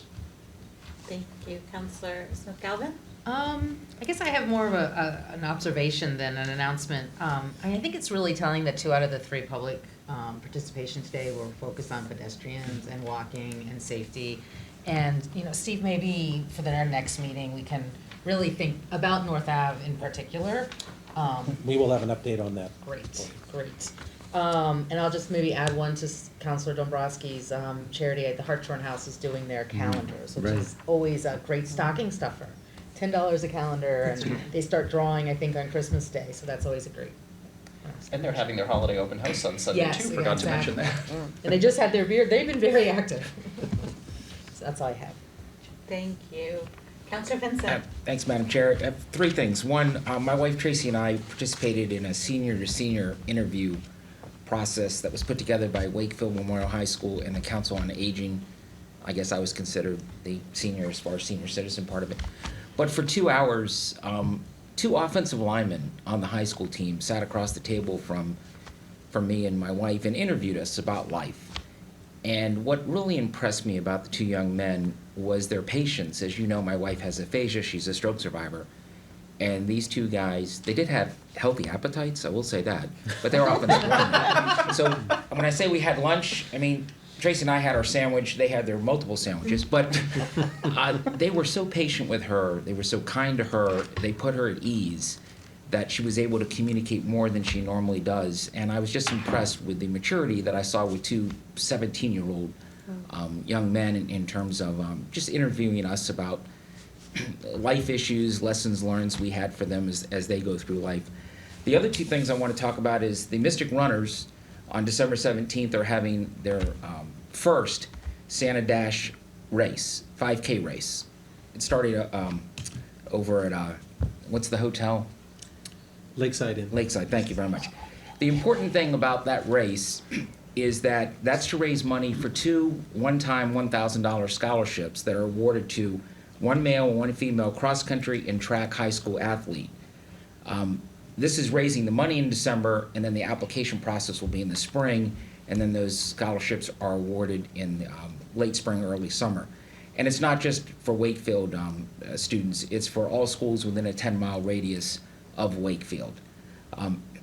After you finish running that race, which starts at 10, then you can move over to Forest Glade Cemetery, where we're going to have the Reefs Across America. The Veterans Advisory Board, with DPW support, are going to have a small ceremony over there at noon. They're going to be putting out 430 reefs throughout the cemetery for veterans. If you remember, Reefs Across America has 3 parts to it. 1 is remembering our fallen U.S. veterans, 2, honoring those who serve, and 3, teach your children the value of freedom. So both of those things are taking place the morning of December 17th. Thank you. Thank you. Steve, do you have any updates? No, thank you, Madam Chair. Okay, and just really quickly from me, I do I think today also reminded me just how much our town volunteers do. And I just wanted to say a special thank you to Steve and all the department heads for town meeting, everyone that came out to town meeting. It was a wonderfully short day. But so much good is done by volunteers. And just two highlights.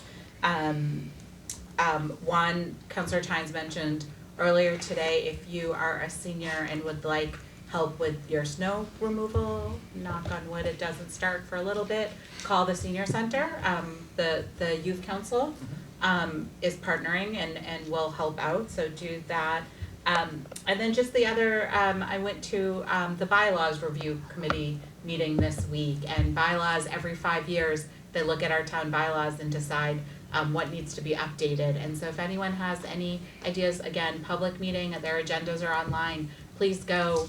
Our Board of Health, our bylaws, our Veterans Committee, advisory, traffic advisory, all have these meetings where public participation is encouraged. So please weigh in. I think that's it. Tom, any updates? No, but speaking of the cemetery, anybody who hasn't looked at it recently really ought to read the bylaws of our cemetery. Makes for good reading, because Rule 1 is, quote, individuals shall be deceased, end quote. We use that one all the time. We strive to be thorough. And we usually succeed in meeting that.